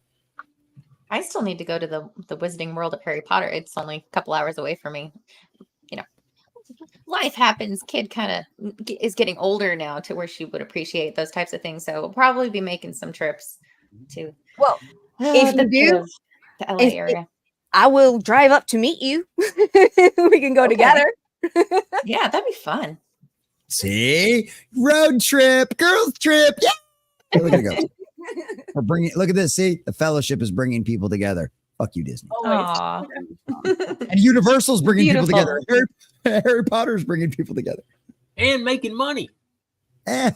Strange concept in the modern era. Strange. Yeah, concept. I know, right? They want to. Imagine you give people something they like, they're willing to spend money on it, even if before they weren't hadn't been willing to spend very much money. Well, all they want to do is force propaganda on you and use your tax money like a bunch of commies. Well, and it's kind of funny that you bring that up too, because we got this new ride from Universal. We got Hogwarts, Nintendo, and Dragon rides. Plus, we have classic monsters coming in Florida. Oh my God, we need more tarmac and roads. Open the fuck. Universal needs more space. Go. Yeah, exactly. That's exactly what it comes down to. And I think that just shows you the direction the two things are going.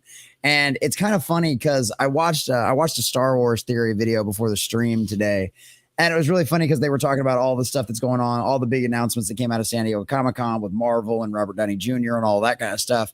And it's so funny because he was comparing that to what Kathleen Kennedy does with Star Wars. And it's like, he's like, at least maybe you're seeing some kind of pivot with Kevin Feige, right? I'm not holding my breath, but you're starting to maybe see some kind of pivot with Feige versus Kathleen Kennedy just wants to double down, right? And then you see Universal over here going, yeah, we got access to a whole bunch of really cool IPs and we're just going to keep making great shit that everybody loves. And we're going to just sit over here and do our thing and you have fun. And, you know, every once in a while, Universal's Twitter will take a dig at Disney, which I personally fully support. I love that kind of shit. We need more of these. We need more of these corporations going after each other.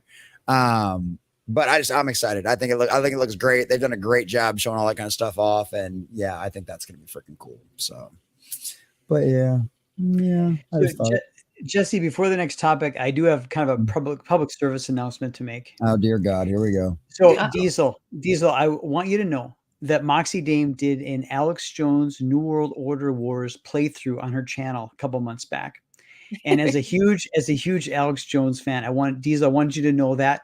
And then just so that's on your radar. Oh, I watched that. I watched that. Yeah, that was dope, man. It looked like it didn't have a whole lot of replay value, but going through there, I love it when the little flying Trump comes out.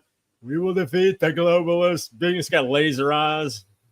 It was so funny. It was hilarious. It was a lot of the frogs gay, and these pink frogs come out of the. And help me out. Did you get to the secret Bohemian Grove level? No. Did you unlock that? Okay. Is that real? I guess you got to maybe play it again. See if you can get there.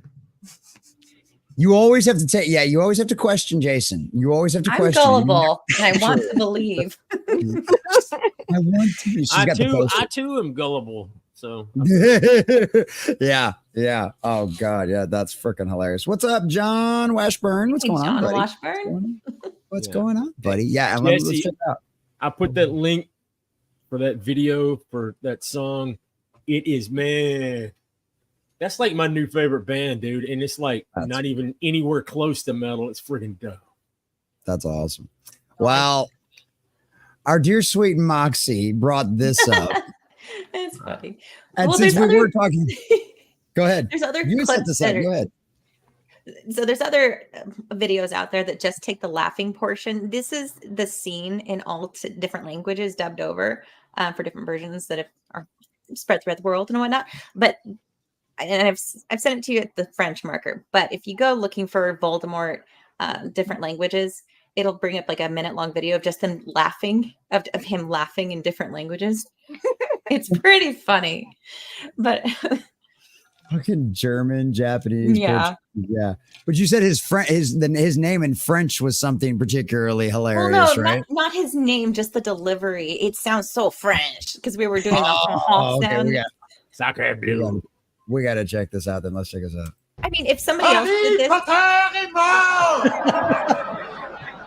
they would say that it would be racist. Et l'heure est venue de vous prononcer. That's kind of it fits. It works. It works. It does. It scarily enough works. That's the laughing one is too much. Hold on. Oh, she's gonna find that one now. That reminds me of like there's a video a guy did, and it's like horrible Dragon Ball Z dubs, and it's got all these different languages on it. Oh man, there's some terrible stuff. I love it. I absolutely. Yeah, it's great, man. It's hilarious. Dude, I love some of that stuff. I love some of those where they do all the messed up dubs and like everything else. Like some of that's just absolutely great. Oh God, here we go. Okay, this is only 30 seconds too. This is great. Yeah. Oh. Let's see what we got here. Voldemort laugh in different language. This is going to be creepy. This is going to be creepy. Here we go. Turn it up, boys and girls.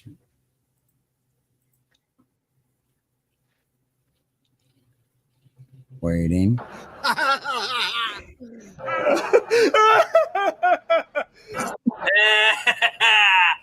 That one gets me.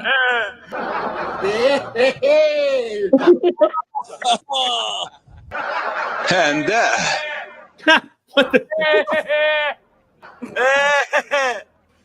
Wait, that Uzbek one. It's like what the Vietnamese and the Uzbek one are like, what the fuck is that? oh. Is that how Vietnamese people laugh? They go, oh. No, because Vietnam was a French colony for so long that there's a lot of French stuff in there, and they like to make the French stuff seem very evil. So he's like, oh. It's like snidely whiplash. Yeah. At least that's my guess on why that would be like that. Because I know a lot of stuff in Vietnam is the French are bad. Oh my God, that's The more you know. Yeah, exactly. I need the sound effect. Yeah. And What? And I'm like, And then? and And maybe that was an editing faux pas. I don't know. I knew it was an That editing sounds like that sounds like a very hard and unnatural laugh. and that. Oh, Oh, God, this wooden chair sucks. Oh my God.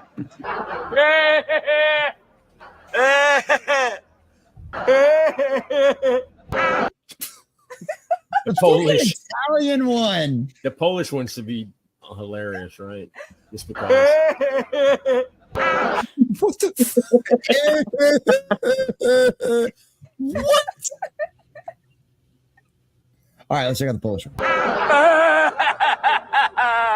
I expected That one's more. actually kind of fitting. I expected more. You didn't live up to the stereotype, sir. What I want, Sorry, what go I ahead. want is one of them to be Nelson from The Simpsons. Wanted to be. Oh no, that would have been good. That would have been good. Oh my God, that just. Yeah, the fucking Italian one and that fucking was it Uzbek. Uzbek? Yeah, Uzbek and the Vietnamese. What the? That was just fucking good. That was fucking good. Holy Ukrainian shit. was like, give me money. That's probably all he needed. I just thought, holy shit, that is absolutely fucking hilarious. The only scaly is of French or short Frenchmen. You laughed, but they severed heads and took over half of Europe to compensate their own wives cheating on them. Damn. That's some harsh history right there. Holy shit. Too Holy soon. shit. Very too soon. So, Moxie, what have you been up to? What have you been getting up to? I hear you do things on the internet now. Sometimes, yeah. Oh, I'm doing more than I used to, but Right. I've got a weekly thing going. Sometimes mostly solo, but now I'm trying to add more one-on-one, similar format, like recent news, relevant topics, and social, political. There's always stuff happening, like even over the weekend. So doing a Monday stream actually works out for me because there's a lot of shit that's been happening over the weekends, and to have a show in the middle of the week or at the end of the week, it's like, no, there's so much. Like, so I start off the week with the news of the weekend and last week and algorithm funnies and stuff. So I do a little bit of combination of things like Diesel. You were on my show before, back when it was Waifu Cast Fridays. Oh yeah, long time ago, many moons ago. Many moons ago. Was that when you would decipher the Craigslist hookup attempps? Yeah, yeah. well, Okay, so back in the day, I would do a panel stream on Fridays, and I would pull just random stuff that I thought was interesting or funny or cringy. And then I was doing solo streams for Misconnections Mondays, where I was just reading weird shit off of Craigslist, because some of them are concerning, funny, Yes. interesting, creative. I got Creative none of ones. those. She had to interpret and tell me what it really meant, because I'm like this naive fool. I'm like, why is he talking about? And then she's like, no, that's not what that means, you sweet summer child. True. Diesel thought that all these poor people were looking for plumbers, and the only way they could find them was on It took me Craigslist. for a second. I'm like, what the? Oh And then my I'm just God. like, oh. Plumbers, sweet summer- woodworkers, guys named Richard. Yeah, there's a lot of that. But my favorite ones are the well-written ones, or the creative, and there's so much coded language within those posts. So I try to pull some of those. So for my Monday shows now, I kind of do an amalgam of things that I've previously done in an hour to 2 hour show on Mondays. And I like having a guest because it helps, the conversation's fun for me. I think it's more entertaining than just me staring at a camera. I've gotten less nervous. I don't break out in hives like I used to. So that's cool. That's good. That is a really Yeah. good thing. I've been having fun with it. So you, sir, are we announcing? Sure. Yeah. Go ahead. I don't care. Go ahead. Sure. Yeah. A week from Monday, Jesse's coming on for Saucy Rabble. So I call it Saucy Rabble when I have a guest. When it's just me, it's Monday Night Musings with Moxie. So we're going to have some Saucy Rabble, go over some recent events, cringe. I'm going to make some bad knock jokes or dad jokes or something that you'll regret being on stream with me. But it'll be fun for me. I have 5 kids. I regret nothing. Okay, you're ready. Yeah, that son of a bitch looked back at nothing. He has no hindsight. He took the rear view and threw that bitch in the trash. Dude, the midweek hump every week starts off with a dad joke. So yeah, it'll be. And I just went to a con that had Chuck Norris at it. Like you can't get any like cheesier with great jokes and stuff like that. It was so Chuck funny. Norris was there. Yeah, Chuck Norris was at our con over the weekend. Yeah, dude. Yeah. Well, his ranch is in right before you get to Bryan. Whatever. He's got Chuck Norris is a ranch. He's only a few hours from you. That's all I was trying to say. Oh, nice. So it's somewhere in South Texas then. Wow. Fuck yeah. Well, dude, you remember John's story about him when he kicked that dude? Oh, yeah. Like 4 hours. Yeah. Well, see, and yeah, that was one thing. It was cool because they had this really. I don't have my mug with me now. It's in the kitchen because I washed it out. But they had this. They've got these guys that come down from Austin, and they come down every year, and you can buy a mug from them for like $25, and you get unlimited refills all day long. And they've got this really good root beer and like lemonade and all this other stuff. Their huckleberry was really good. I don't even know what a huckleberry is, but I got it was delicious. But. Anyway, I'm standing there in line with a chick dressed in an Airwolf costume. Nice. And like had like a wolf mask and everything else. And her kids, she had her kids grow up on Chuck Norris, right? Mm-hmm. And so like her kids were like, oh, he's gonna be there. You have to wear it. Yada, yada, yada. Well, she was also an Air Force veteran too.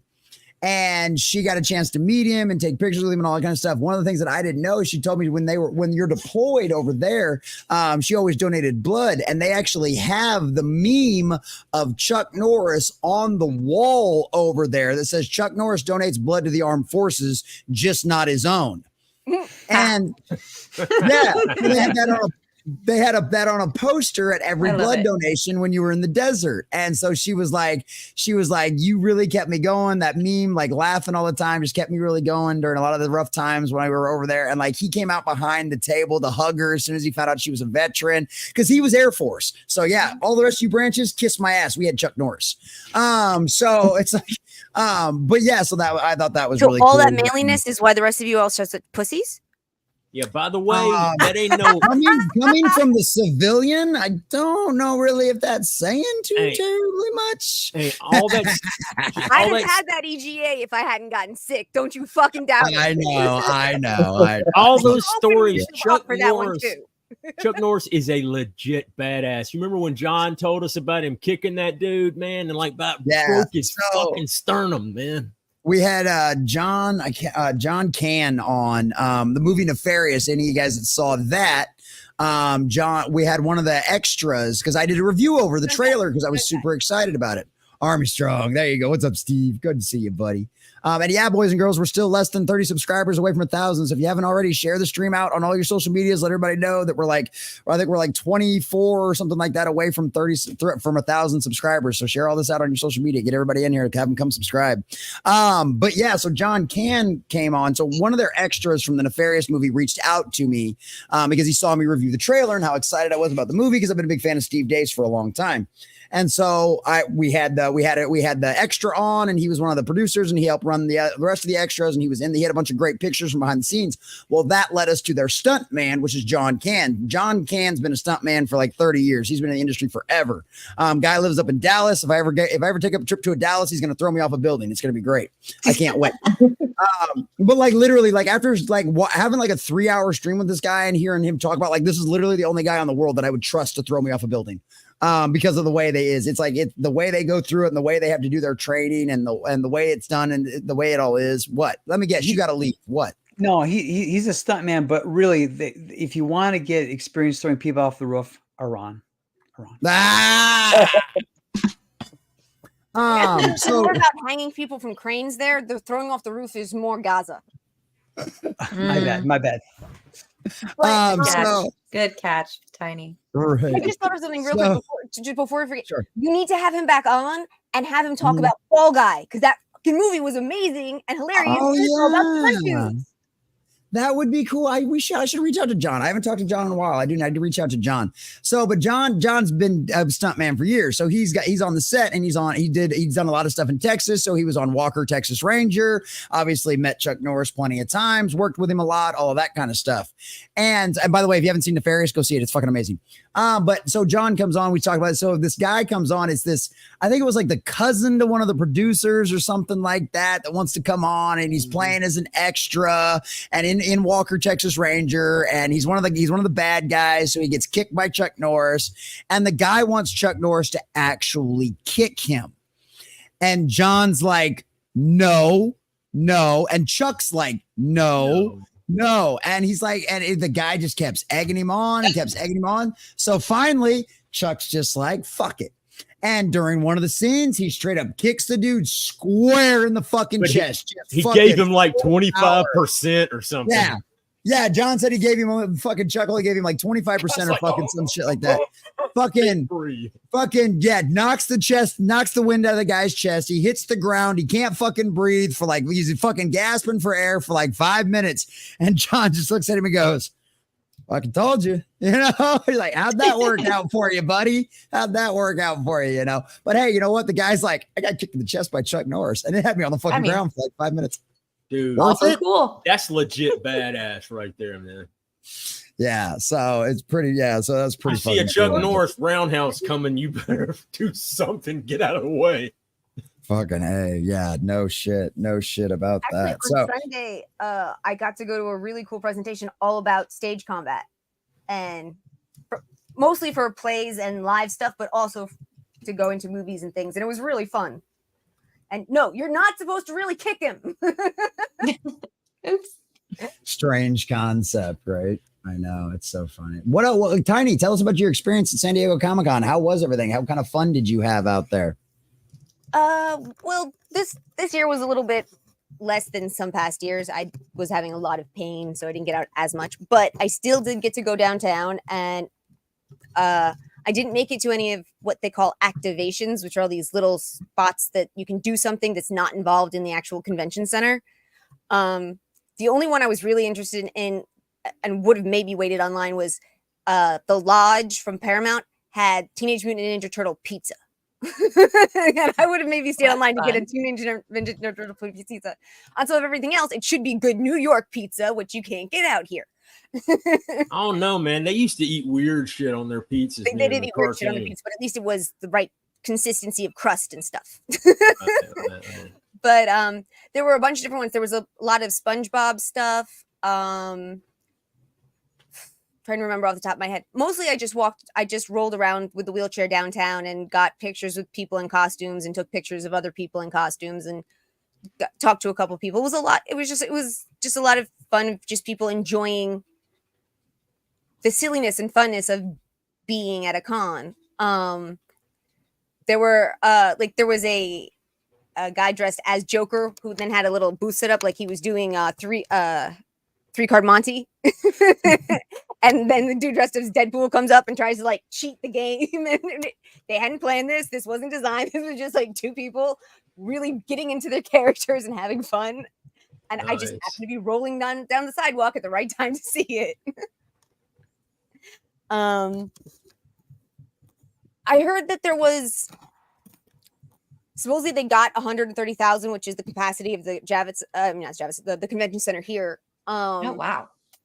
But people who I talked to who were on the inside, they said it felt thinner. It didn't feel as full as it normally does. It didn't have quite as much energy as some cons do. There's a lot of people who are worried that after COVID and everything, just like how the movie theaters became something that people have to get used to again, going for 3 or 4 days to a con and dealing with all of the lines and all of the people got to get used to again. So where is the biggest con? I think the biggest is technically New York Comic Con because Javits Center can fit 150,000.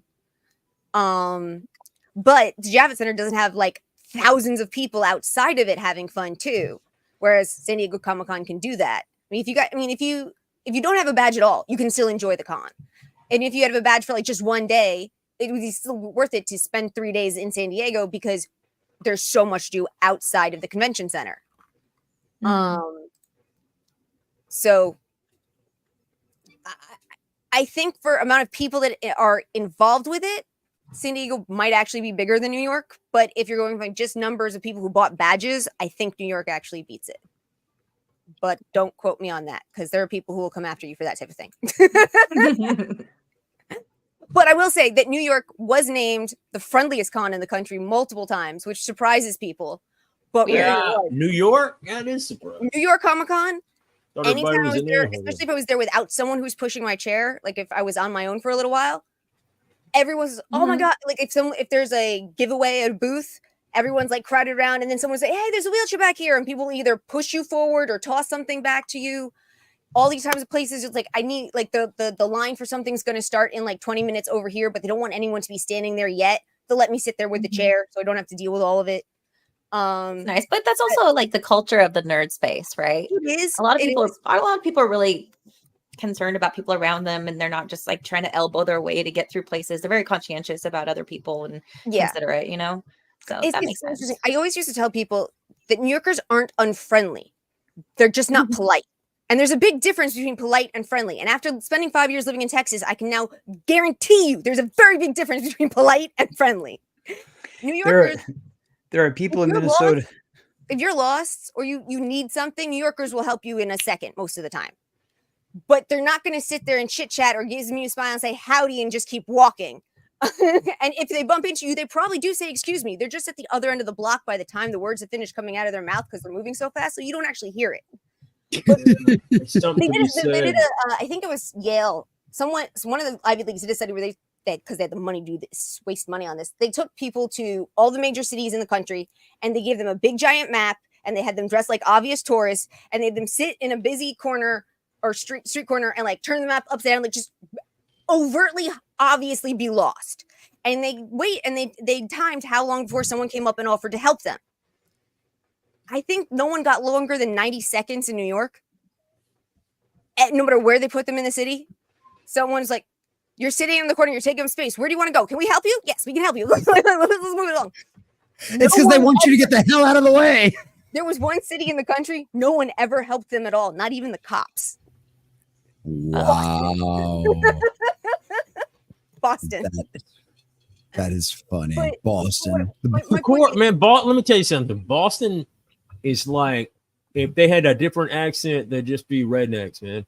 You ever see the Red Sox fans after the game, man? They just get drunk, beat the shit out of everything. I'm just like, man, man, they're fucking animals. The point I was trying to make, a very long tangent, was New Yorkers actually are very friendly, and people at Comic Cons and people who are part of the part of the fellowship in our world are much nicer and more helpful in general. So you put those two things together, it makes New York the friendliest con in the country.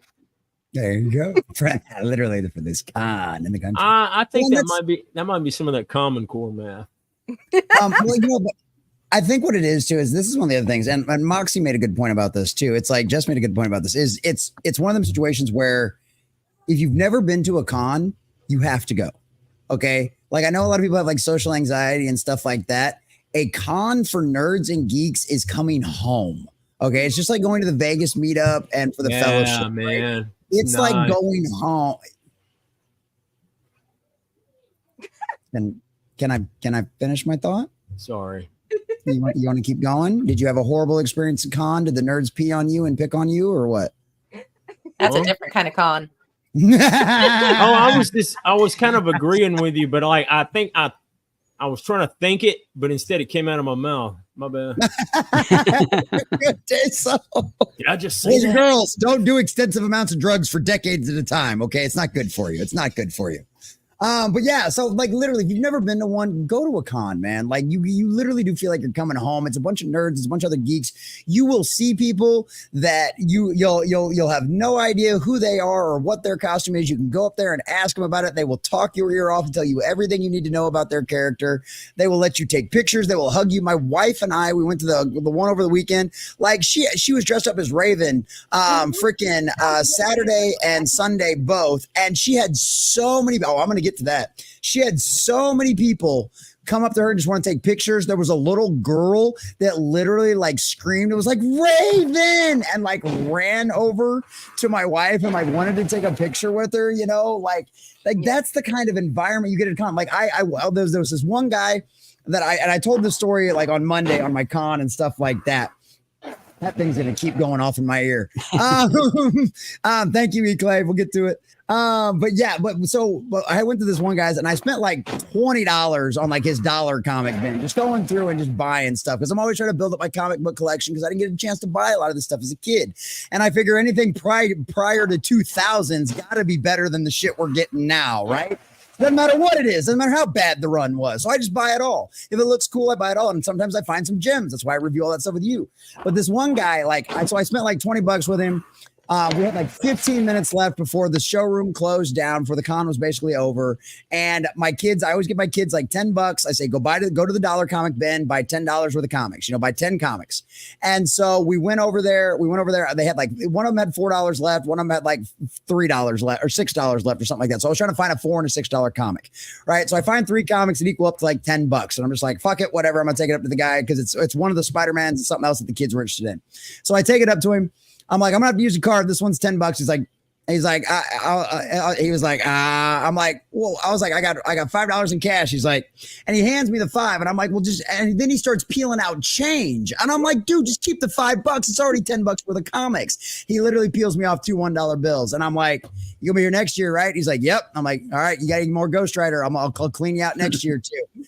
And it was just like that's the kind of experiences you get.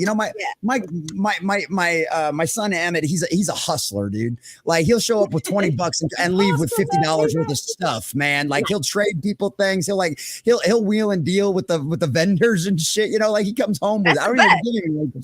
Yeah, and so it's like, and then the kids. You got cute babies and cute kids running around. They're all dressed up in costume. The vendors want to give them stuff. And then I was live streaming since I was media. The guy the thing, he was like, well, you're media. He's like, you count as a volunteer. You and your wife get free refills for the rest of the weekend, nice. On all the drinks and shit like that, so it was like, it's nothing but friendly. I've never really ran into like an asshole at a con, it's like, it's never one of those guys. Everybody's considerate.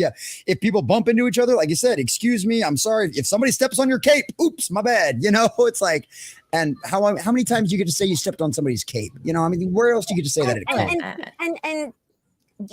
And one of the things is you can see really amazing cosplays and people who have time and money and energy to make these amazing things. But you can also see people who just they really didn't have anything that they could do all that much, but they put something together and everyone shows appreciation for it. There was a dude, I was at New York Comic Con. There's a dude, he had a stick and he had a decent kind of freaking coat that I'm trying to think of, a duster. He had a decent duster and he had a pentagram and that was it. And he was kind of he was obviously a little bit shy. Whatever. I said, Harry Dresden. He went, you know who Harry Dresden is? I'm like, of course I know who Harry Dresden. I've read every book like 16 times. And it's just like, you watch his face just light up. And then someone else said, wait, did someone say Harry Dresden? Oh, you're and other people come over. And there was one year I was in so much pain and it was Indians was so hot. So I basically wore like an outfit that sort of kind of was a little bit like influenced by one of my favorite anime at the time, Gurren Lagann. And I went to con and a couple people were like, are you an anime? I'm like, well, sort of. Someone goes, oh, are you like the girl from Gurren Lagann? I'm like, oh my God, you actually got that when this is so not the correct outfit for that. Oh my God, that's so cool. And even if they can't think about what you think, they don't guess what you are. They just like, are you an anime character or a video game character? You look really cool, or what? Like there's just so much interaction, and there's so much friendly interaction, and it's like they're all hyping everybody up, hyping each other up, and like and nobody's shitting on it. Your costume sucks. Like you never get that. There's none of that. Never get that. No. Mom and I. We used to be much more pro drag queens because we have friends that are drag queens and stuff, but everything's gone kind of crazy. So we normally talk about it. But the one thing Mom does not believe it's a con if she hasn't seen a dude Sailor Scout, because there are so many guys that show up as dude Sailor Scouts. And they're great. They're hilarious, and they're normal. A lot of them are having fun, and they're doing the Twinkie things with their fingers, and like do they know how to say the transformations and all of it? It's hilarious. There were so many of those guys at Anime Matsuri last summer. It was hilarious. These big muscular dudes, just like my favorite one is the guys with the seriously hard, rock hard bodies and the Sailor Scout outfits, and especially when they still have like a beard. Yeah, that was something. Dude, one of the best ones I saw was a few years back, and they actually had a really good oh god, I'm having a brain fart. My wife's gonna kill me. The Three Sisters, they just made the Hocus Pocus. The Hocus Pocus. And so they actually had a really good cosplay this year of three older women that were all dressed up as the witches. It was great. They killed it. We got some great pictures of them that I'm going to post in the Discord when I get around to it. When I eventually have fine time to do that and remember. But like 3 or 4 years ago, they had three guys dressed up as them, and they just hammed it up. They had an absolute blast with that. It was so freaking cool. So yeah, I that stuff's hilarious. If they're willing to play into it and not be fucking weirdos, it's hilarious. Yeah. It's absolutely hilarious. I've got a picture from New York Comic Con with me with a very, very bearded Jessica Rabbit who was hilarious because he had a very naturally deep voice, and he was obviously trying to make it sound much more high. I'm just drawn that way. It's just so obvious that he was not that fit at all, and it was so much fun. Oh my god, that's great. Well, speaking of things that are great, sorry. No, go. Well, I want to pick it up, but I don't want E. Clay to run off and miss this. E. Clay Thompson for 5 different memberships. Oh wow! Congratulations and thank you. Awesome. That's so cool. I think my favorite of all time was last year. There was Deadpool who was dressed up as Bob Ross, and it was Ross Pool. Yes. That was the best thing I've ever seen. I think you posted those pictures of that dude. Yeah. I don't think I've ever seen a better mashup or a cooler picture ever than Ross Pool. What I was actually thinking out loud, hold on just 1 second. Oh. Just 1 second, real quick. And E. Clay Thomas, that's $25. So thank you very, very much, my friend. That is not cheap, and I absolutely appreciate that, brother. That is 5 more memberships, getting us closer to that 100 a month, 100 that we need over on these channels to keep things around here going permanently. So thank you very much. Make sure everybody tell E. Clay Thomas. If you're in the chat and you got to give the membership, make sure you tell him thank you. So thank you very much, my friend. I absolutely appreciate that, and I always love seeing our nut job in the chat. Thank you, my friend. Thank you. All right, Diesel, go on. No, I was just gonna say. I mean, I don't think I've gone.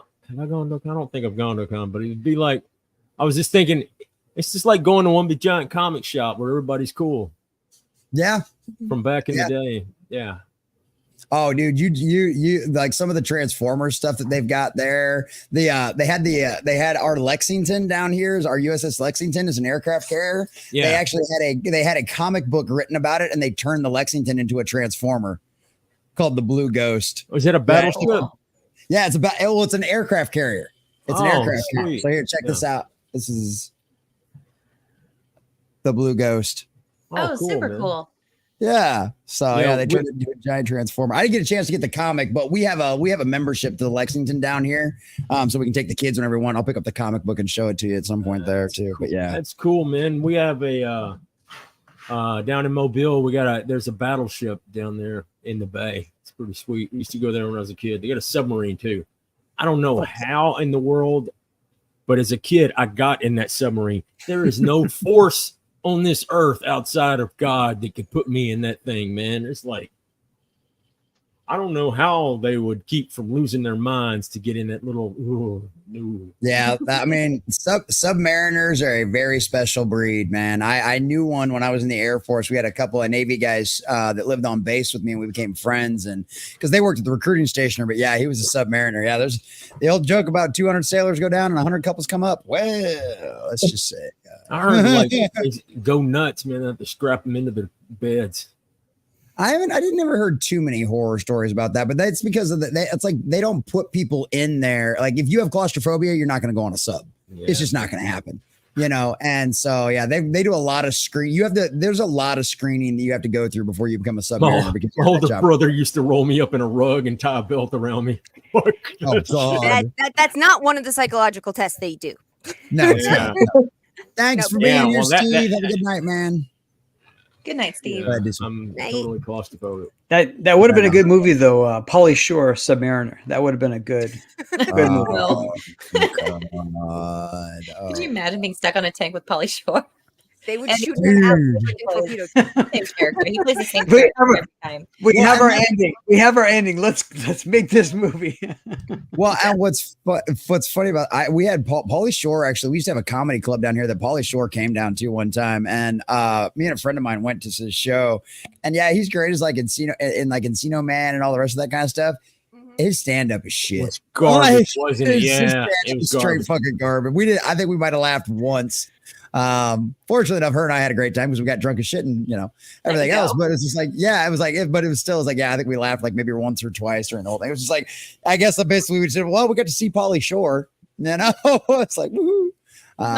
Scratch that one off the bucket list. See, he was on when he first got on MTV, he was like on all kinds of drugs, and then he like left, and then he came back. It was like totally different Pauly. So he's like, that's what they named the show, that it was like totally new Pauly or something like that. He was like supposedly sober. No, there are some comedians and some actors that can do unbelievable things when they're on self-medication, and they can't do it when they're not, and that's just what their situation is, unfortunately. Yeah. And anytime that happens, I do hope they take the harder choice to not be a celebrity of some kind and to stay off those things. But hell yeah, man! There was at one point I was like thinking about going to California. I've been dead in a fucking gutter outside a month or two. So very true. Well, speaking of things that'll make you feel like you want to be dead in a gutter, ladies and gentlemen. All right. Speaking of San Diego Comic-Con, we were talking about that over the weekend. Russel T. Davies, the current showrunner. We're just going to do this real quick because I already have a video. I have a 20-minute video that's going to come out of this tomorrow. That's going to probably blow out a lot. I recommend keeping your volume low. Can we make predictions for what he's going to say? I think I know what he's going to say. Let me guess. It's going to be something gay, and it's going to be.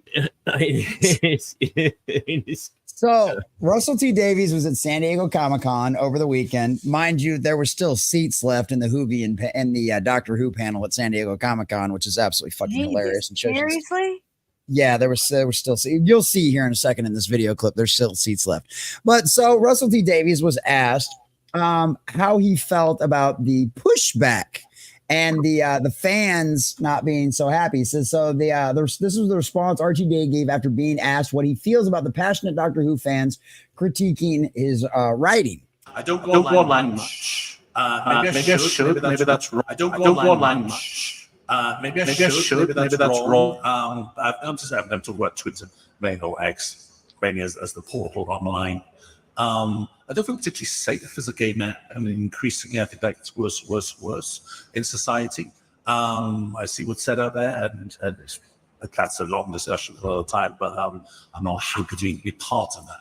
So that's tricky. So that stops you online in many ways. Or we could spend your whole life on there. So I get my agent tells me what's going on. I get people kind of here in every there's kind of osmosis with what's the culture wars or whatever kind of creep through. To be honest, in terms of online activity, I'm much more interested in what's happening. I think Doctor Who's fine. Doctor Who. Well, how can I say this? It's like I think there are things happening in the culture wars, particularly with trans rights these days, that are a million times more important than what's happening.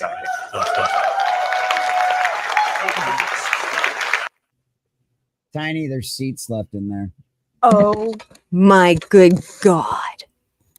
I've never seen wearing the mask. Hey, look, we got a black woman in a mask. That's not Hall H, but that's a major panel. I've never seen a con with a major panel that had empty seats ever. Yeah. But yeah, there's people there. Particularly with trans rights these days that are a million times more important than what's happening.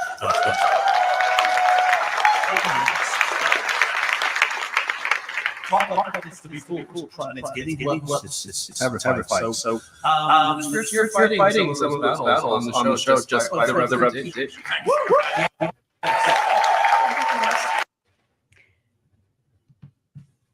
Man, my eyes rolled so far back in my head, I saw my brainstem. I think there are more important things than Doctor Who. For instance, the young athlete who at the Olympics was paralyzed. Paralyzed. I think that's. I agree with Russell. There Are you guys talking about the 17-year-old volleyball player? Yes. Okay, that article is actually misrepresenting. She was injured 2 years ago, but she's been one of the most outspoken people to stop against the fact that 2 trans athletes failed the tests and were still being allowed to enter the boxing competition. Boxing. And this 19-year-old who, when she was 17, was permanently paralyzed during a volleyball game by a transgendered athlete who cackled, and her whole team laughed at the girl as she was knocked unconscious. They didn't care. She's become one of the big spokespeople about the dangers of allowing transgendered athletes to play against biologically female athletes. And my God, I mean, that's volleyball. The idea that any trans whatever would be allowed into boxing, wrestling, judo, taekwondo, or any other assault freaking sports is insane. And I speak as someone who only wrestled against boys her entire career. All of high school, there were not enough girls. Well, everything so I always about ended up wrestling against guys. It's all insane, man. The whole thing is insane. None of it makes any sense. To not go too far off into that, but this is essentially what he's saying is that his agenda matters more than the hundreds of millions of dollars that Disney has spent on Doctor Who, than the future of his career, than the billions, I would argue billions of fans of Doctor Who worldwide, at least hundreds of millions, who have enjoyed this show over the 70, 80 years that it's been on the air at this point. And he says, no, that doesn't matter. He will sacrifice every Whovian. He will sacrifice every fan. He will sacrifice every viewer. He will sacrifice every story on the altar of his woke. You see how he said he was too scared to get on Gamer? Fucking pussy. He was too scared to get on Twitter. Oh. He's afraid of people saying bad things to him on the internet. Oh, my feelings worded violent. Dude, the minute he said that he wasn't going to deal with the timeless children issue because his friend wrote the script, I knew that there was no future for that. I was excited when they said they were going to bring back Tennant, but I really didn't think it was going to be enough or going to matter because if you retcon the base identity of your core lore, everything that makes the person who they are, and you've just taken it and thrown it away and shoved this other shit into it, you're never going to be able to have the same story. I feel bad for you Doctor Who fans, man. Ugh. But you know what? They're calling it Doctor Who Season 1. So we can just pretend this Doctor Who's never existed. Yeah. This is not part of our Who. If you look at it on IMDb and on Rotten Tomatoes, it is considered a separate series. The Disney Doctor Who is considered a separate series on both of those platforms. Now, I was not a huge fan of Jodie Whittaker, but I'm willing to accept the 13th Doctor as the last Doctor, and that was it. Yeah. Well, they were the ones that killed the timeless children was Jodie Whittaker, right? Yep. Well, it was Chris Chibnall. Yeah, it was. Well, I mean, it was her. It was during her series. Her run that they did it. Yeah. Dr. Karen. I mean, all they had to do was give the Master some stupid reason for wanting to truly twist the Doctor's head around by giving this information and saying, but it was all another one of the Master's plans. That's all they fucking had to do. Yep. Instead, you went, no, that is the definitive lore for us. And it's just like, okay, you've just destroyed the basis of the character. How will we ever be able to trust you to give us the character going forward, even in different iterations? We can't. Well, they don't respect the fan base. They don't care. They think they can just they don't give swap a shit. them out. They know better, man. Yeah, and do a little bit of fan service with Tenet, right? Like, okay, you guys want this. And it's like, no, you've destroyed the foundations that we that we love and grew up on. Like, and they took away any that. I find Donna Noble annoying in certain ways, but I actually always respected her as a companion because of how it all worked out and all the different things and the things that she did see and the things that she did bring to it. Mm-hmm. And the ending was so poignant that it made me really care. They destroyed all that. I now don't give two. She's just as annoying as she ever was. I don't give two shits about her anymore at all. And that's one of the things that irritated me the most about that supposed 60th anniversary special. That was 3 episodes and not an actual anniversary special. Was the destruction of the Dr. Donna. That was some of Whovian's favorite pairings. Was the Dr. Donna. And you literally took all of that and you just shit all over it and used it as an excuse to just tear down David Tennant's doctor, shit all over him as not only a man, but as a doctor as well, and just used it to push your agenda, and then claimed it was the kids episode. And that's the reason why the fans were upset and didn't like it. Okay. Yeah. Sure, Jan. Dr. Donna. Sure, Jan. Dr. Donna showed us something that was amazing, which was the idea of the because one of the reasons the doctor likes humans is because we're so short-lived. We have so much more stuff, more hatred. It's also much more meaningful. Yeah, more. I mean, it goes back to the ancient myth that the gods are petty and cruel because they can't experience the joys of life because they're immortal. Mm. And this idea that one of the things he loves about humans is their creativity and their ingenuity, and that they tend to surprise him to some degree. And so you have the Dr. Donna, you have these two things put together, the knowledge and the discipline and the power of a Time Lord with all of the stuff I just said about humanity. Oh my God, it's amazing, but it can't last, but it's still so cool. And then the idea that there's a second doctor who can go and spend his life with Rose.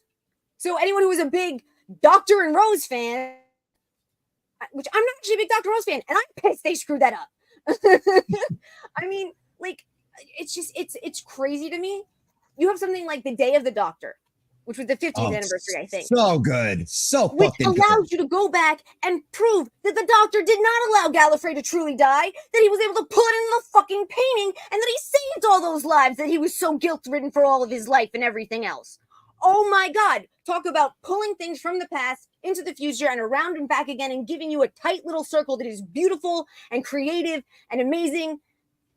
And the Dr. Donna did some of that too. And with all the bad wolf that had been started over with frickin' Eccleston. And it gave us all of these things that joined together and came together and meld, and it was so beautiful. And not only could they not give us something like that, they couldn't give us something anywhere close to that. What they gave us destroyed all that on top of it. I just, the level of incompetence, the level of hubris, the arrogance you have to look at something that trashy and know that believe you can shove it down people's throats and they will accept it because you supposedly know better than they do. Mm-hmm. Well, that's how all of that is, man. That's how they think. Yeah. That's how these elitist douchebags think. Well, and that's the thing. He just flat out says he flat out says here where he sticks his genitalia and the mafia that he's a part of, because it's a mob. They use strong arm tactics to get what they want out of these companies. It's just the new version of the mob. Yep. And his mafia is more important than something that so many people praised him for helping create and revive and bring back and everything else. And he's like, yeah, fuck that. Fuck my legacy. I don't care about any of that shit. Fuck all of that. I'm just gonna set all this on fire for my agenda, and all you fans can kiss my ass. Yep. I literally hope he chokes on the next dick he sucks in the back of the gay bar. Not in the way he enjoys. On top of everything else, look at old Trek, and look at old Doctor Who, and understand that if you do it little by little and you do it with good stories, you can push the message that you want to push. These were always about tolerance, which is why the libtards get, you can't be a Trek fan, you're a conservative, you don't understand. Like, dude, you'd be considered a psychopath in 1997 when the fucking Next Generation was coming out. Mm-hmm. What you consider progressive is not what Star Trek was about back then. Well, and that's like they always go back to the X-Men stuff and all of that kind of stuff. Yeah. And what's funny about that is if we were as intolerant as they fucking claimed, yep, they wouldn't exist. Yep. Pretty much. Yep. Word to Big Bird. Don't ever forget, Will Riker was able to turn that asexual chick. He was able to turn her to the. And then she had to go for reprogramming, re-education. Get her I brain. mean, that's true too. Yes. Did you see William Riker? I mean, dude, right? I mean, Riker. Have you seen Riker these days? The guy's still a good-looking fucking dude. Have you seen that compilation of him where he's like he never sits down? It's nothing but him putting his leg over the chair. And it's He's like really, 10 he's actually minutes a of really him tall doing guy, that. and his legs are actually just proportionately longer than the average males.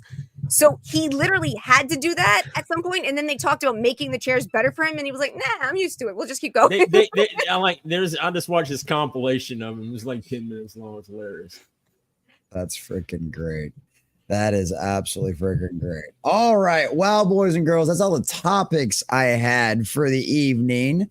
Fortunately, we've had a great conversation, though. Love having Moxie here as well. We're not done yet. I'm not wrapping up. I'm just saying that, boys and girls, not only is that funny, but there's so many wonderful, hardworking, loving memers out there that have done such a wonderful job collecting those in our Discord. Which, if you haven't already joined our Discord, what are you doing with your life?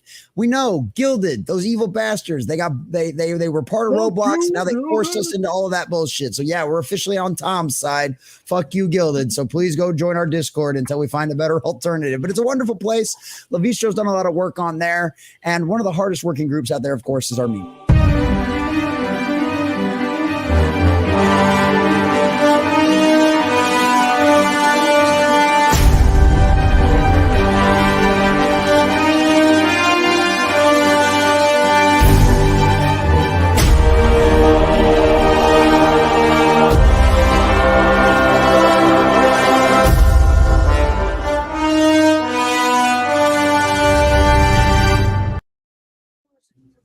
Oh, there's something I wanted to answer real quick too before we got into that. Are they doing a Star Trek and Doctor Who crossover? If they are, it's going to be in the comics, is what my understanding. If they are going to do that, it'll probably be a comic thing. I don't think it's going to be. It's not going to be live action. It's not going to be live action. Good luck getting Paramount and Disney to work together on something like that. Yeah, thank God for that. No, God, we thought we'd seen some gay Doctor Who already. Holy shit, get those two together. Holy fuck. But yeah, check that. I slept with a Brazilian. Oh my God, how many is the Brazilian? The American Those two are so dumb. They make me sad. How dumb They literally make are me they? sad. Just the fact that really they is. exist in the places of power they do with how stupid they are. Well, it They just put shows them you. in there to insult your intelligence, man. It just shows you really can suck your way to the top. Yeah. Wait, I got a button. Oh wait, I don't think you guys aren't. Did you guys hear that one? Can you guys hear that? Yes. I could hear the drum, but not the there was no Oh. symbol. Wow. I can speak, I swear. No, she can't. The American Howling Retriever is a breed of dog with extremely coyote-like features. In fact, the only difference between it and a common coyote is my refusal to ever admit I've made a mistake and all the Benadryl I keep giving it so it won't maul me.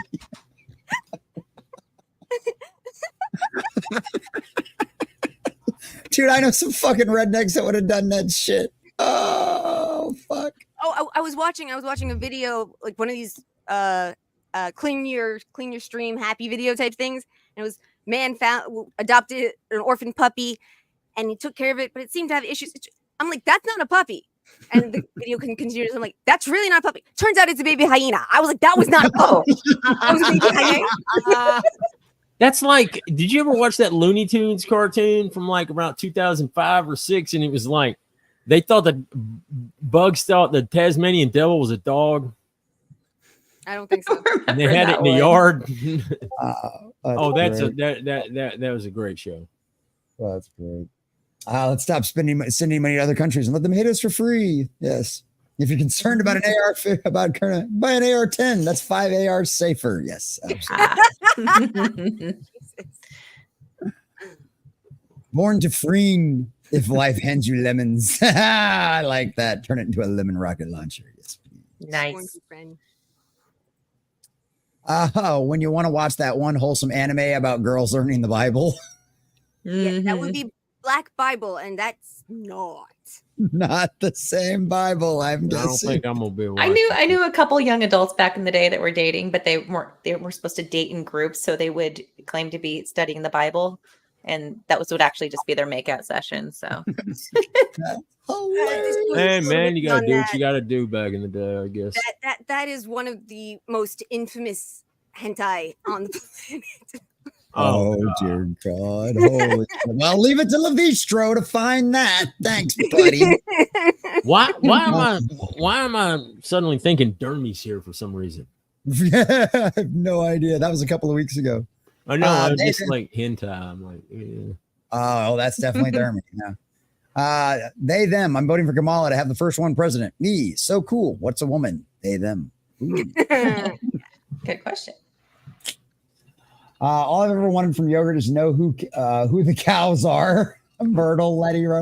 Notice how they named all the cows traditionally girl names. There's a deep connection between misogyny and consuming animals. Oh, good Lord. I feel like yogurt from a bull wouldn't taste quite right. Oh no, that's how you get the sour cream, right? The sour cream comes from the boys. I gotta say, that's actually really kind of cool to actually know what cows your milk came from. That's kind of cool. I'm not sure. I wouldn't pay extra for it, but. Well, one of the best memes I saw a while back was the one that was like PETA was pushing to have like the pictures of the animals that you slaughtered on the meat and like with their name and stuff on it, so you just feel bad about it or whatever. And like the guys were like, "What are you talking about? I just want to find the one with my name on it." Just like when you're looking through like the name tag, the other box openers. Did you see the one? The old Cokes? Yeah. Did you see the one where they were like, you wouldn't need a dinosaur? I'm like, fucking hey, I'll eat a dinosaur, man. I bet that shit is good. Dude, a fucking brachiosaurus steak? Hell yeah, dude. Man, I'd be like Fred Flintstone riding that thing on the roof. We eat them anyway. With the rack of ribs. Yeah, man, I'd have like dino rib. Yeah, hands down. Oh, hands down. Good God, yes. FFA back in the day. Won a couple belt buckles. Not going to brag too much there. But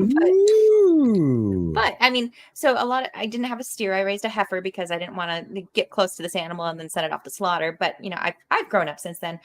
But I did have friends that would raise steers. And, you know, one had Duke, and Duke didn't sell at auction. So they paid, you know, the family paid for it to be butchered, whatever. They would call it Duke. Oh, what are we having for dinner? We're having Duke steaks. Oh, we're having Duke this. My aunt raised morbid, but my aunt had sheep and some Kansas plow horses and a bunch of a small little mountain in upstate New York. She had a small farm, and she had a bunch of sheep, and one of them named Dragon would torture the kids. He would headbutt them. He headbutted my cousin into the electric fence on purpose. And Dragon never bothered my aunt at all, so she didn't care what happened to her kids or her nieces and nephews or anything else. But one day, Dragon thought that Mary was Johanna and hit Mary.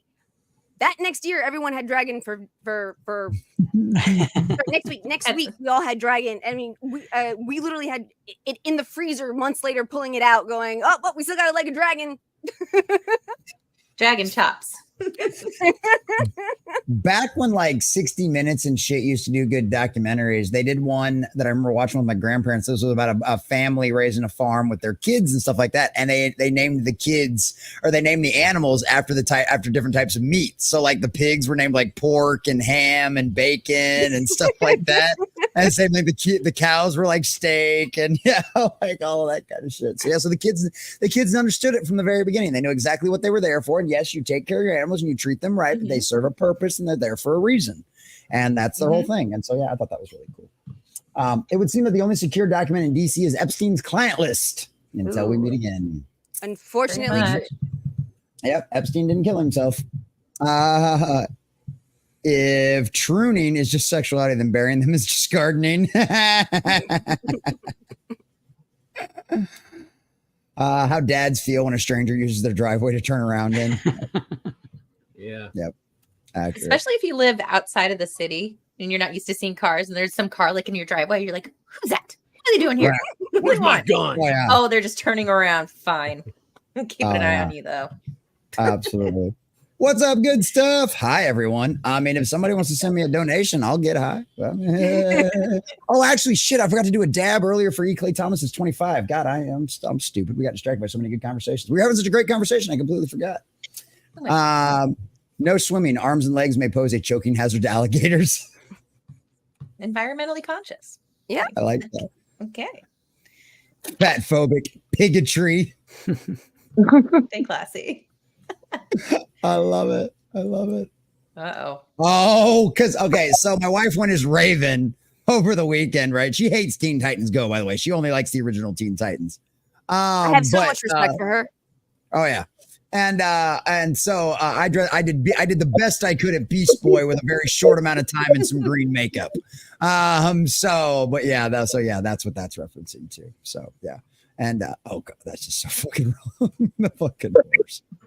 Don't See, there read you into go. that, right? Don't read into that. That's a little bit better. That's a little bit better. That's There a you little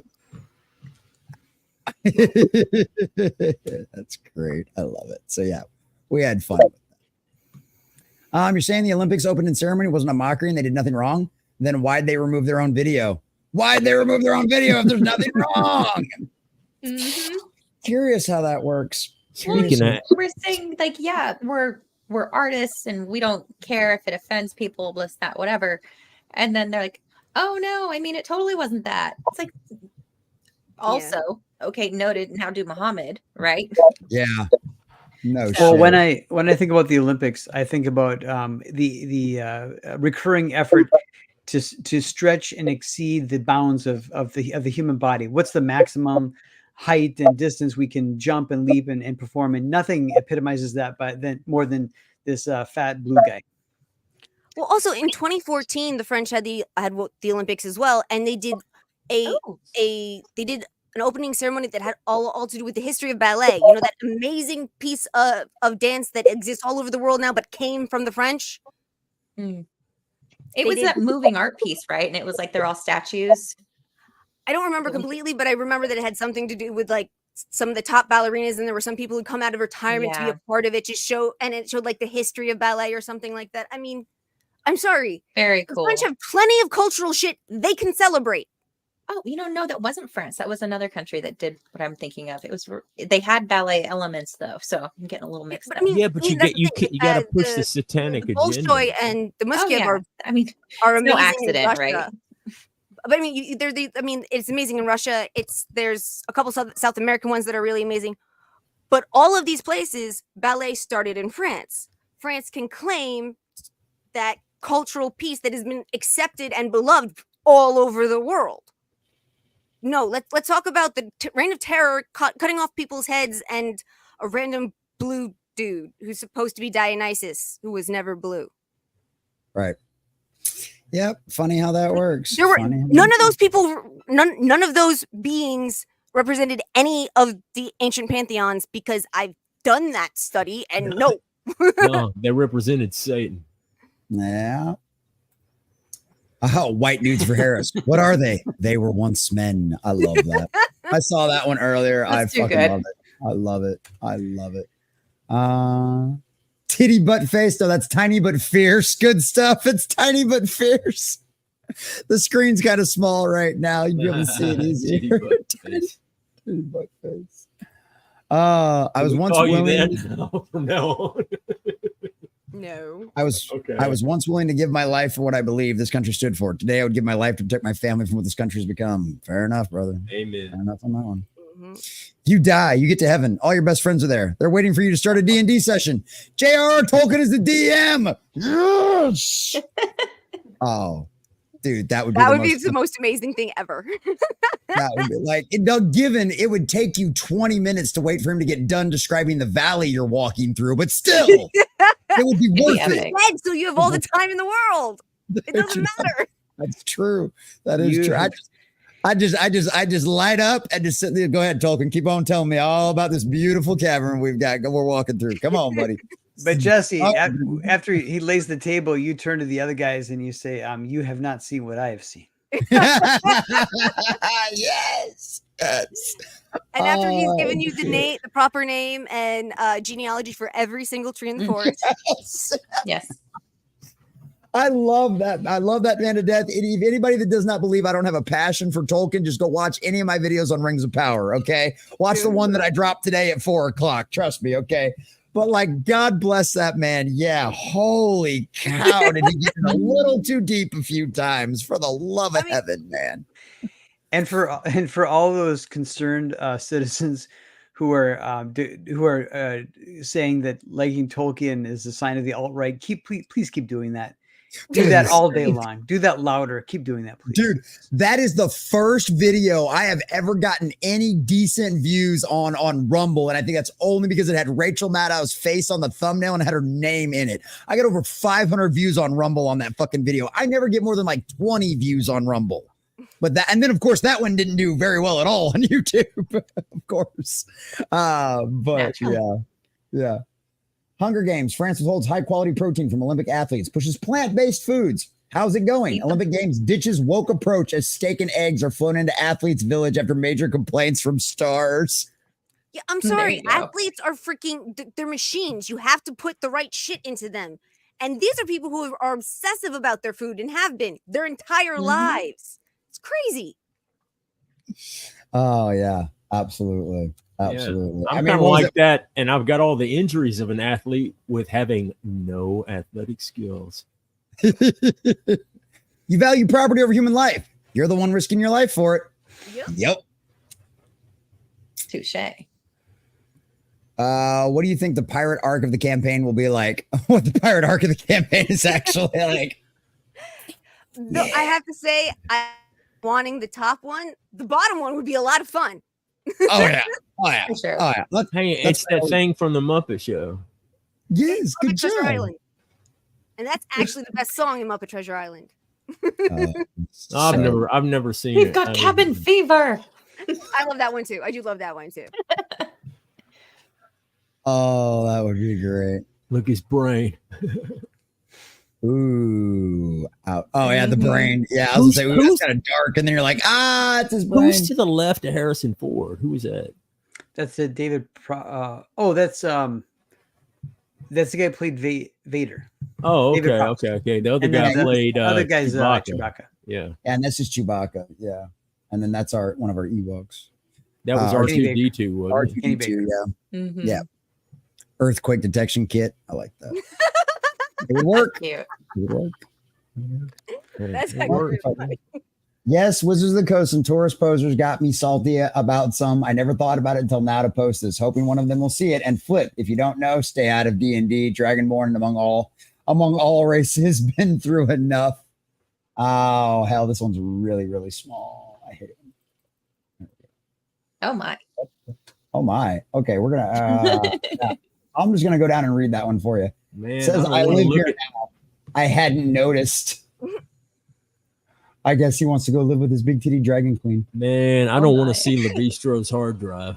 No, you don't. No, you don't. Oh, so just for anybody who is a collector, I'm not, but I was at the post office today. They're releasing a D&D campaign of stamps, so collectible stamps, as of tomorrow. So I don't know. I thought it looked cool.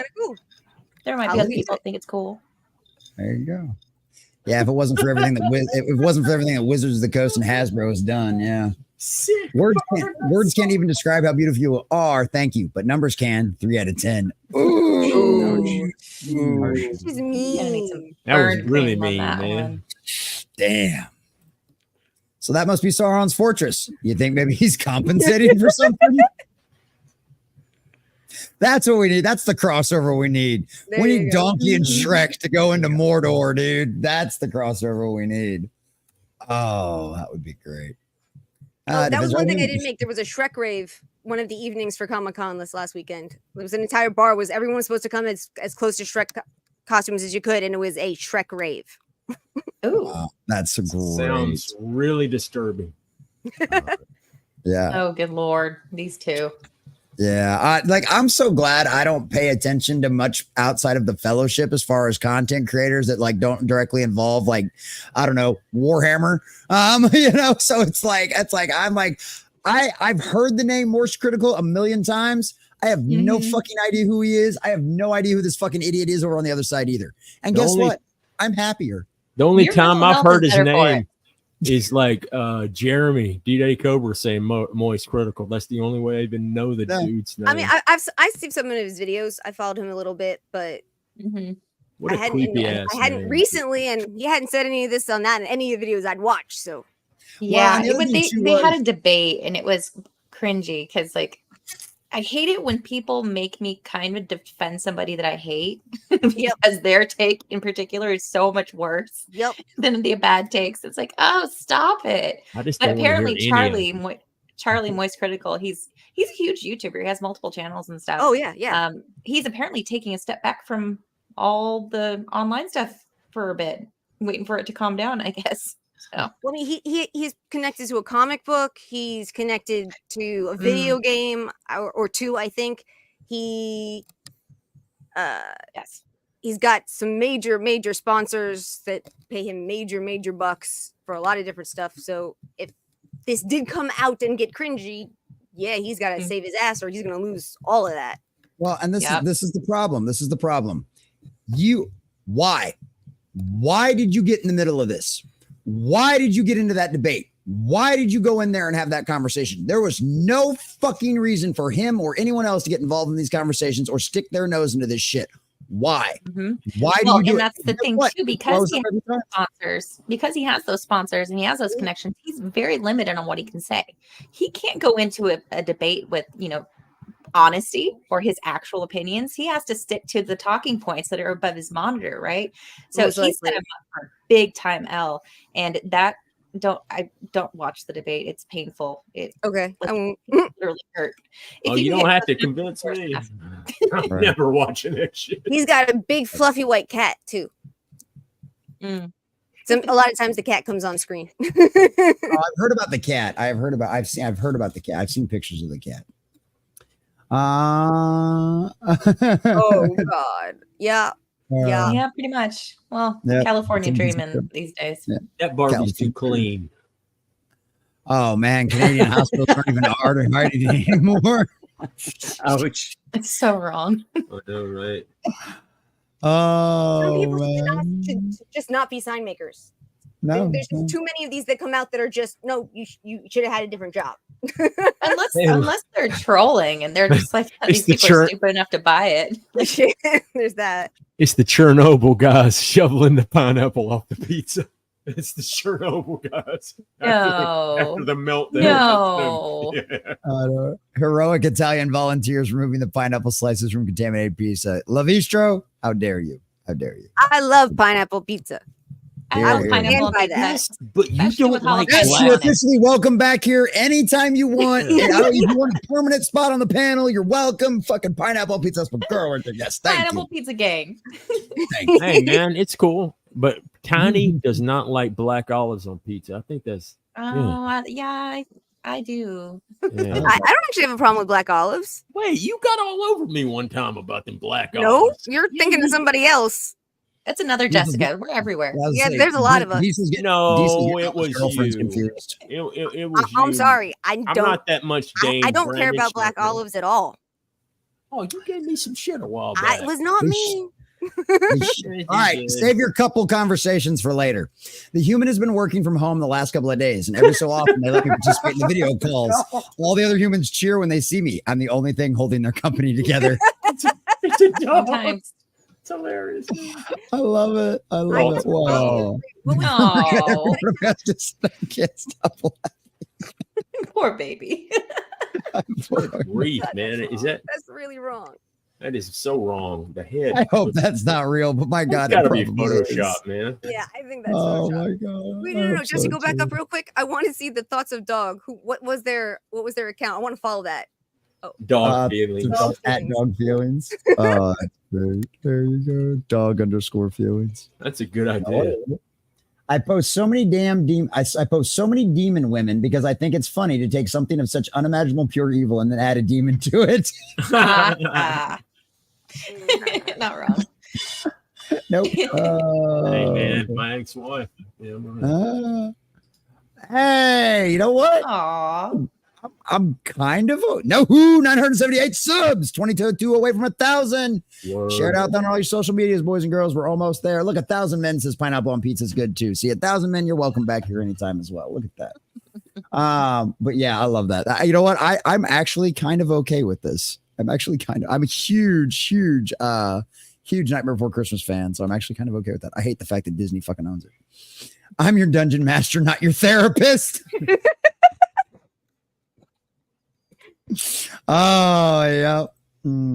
At the end of the day, Jesse, you should get in on Nate's freaking campaign, man. You like D&D? He's got. Yeah. I ain't got time, dude. Trust me. I literally have not had a day off to where I was able to just chill out and do whatever since we moved. I have literally been working 7 days a week because if I'm not doing something out here with the channel, which I do that 6 days a week, I was either working on the car or building something for the studio or something. Like I literally have not had a day off in over a month. So yeah, I trust me. I got plans for stuff like that. What do you got? What are you showing off? It's a Jack plushie. Oh yes, Sally, you're on mute, dear. Moxie, you're muted. There you go. Those are great. Those are really great. We have way too many squishmallows, but these are just they were too cute not to get. That's awesome. I love it. I love it. I don't think you can ever have too many squishmallows. Oh, you'd be surprised. When they start when they finally fall over and you drown in your smush pillows, then you will realize you have some money. Yeah, exactly. Definitely a triple situation. Yes. At the end of the day, we're all human beings, and together we will rise. Let us pray. Ramen. Aha. It's a classic one. It's very punny. Yeah, coexist. Do not think that I came to bring peace on the earth. I did not come to bring peace, but a sword. Matthew 10:34. Yep. Cheers. Hey, the Jesus that I relate to the most is the one that flips tables. Purple. Yes. Purple dragon squishmallow, technically. Purple dragon. I love it. Look at it. That's great.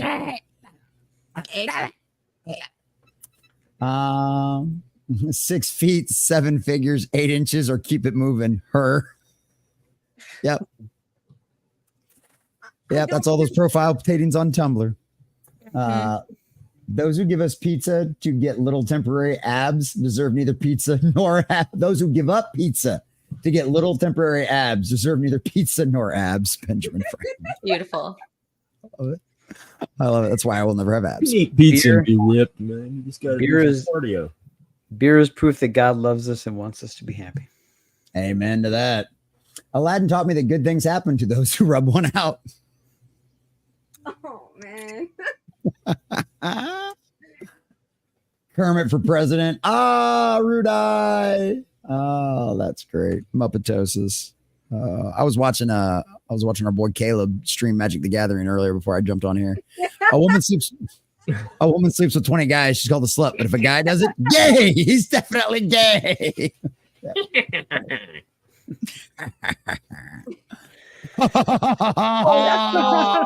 Too soon. That's awesome.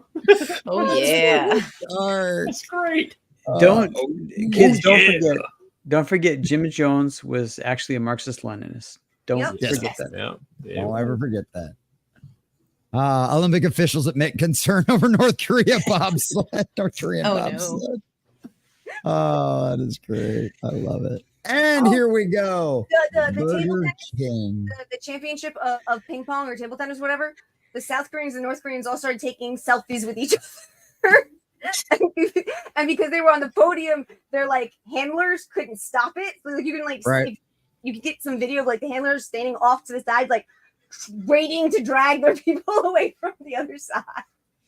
That is fun. And I believe one of the Cubans defected during the Olympics. Nice. Hell yeah. I love that when that happens. Yeah, man. Yep. I'd be Love ready to to get see out of Cuba too. Yeah.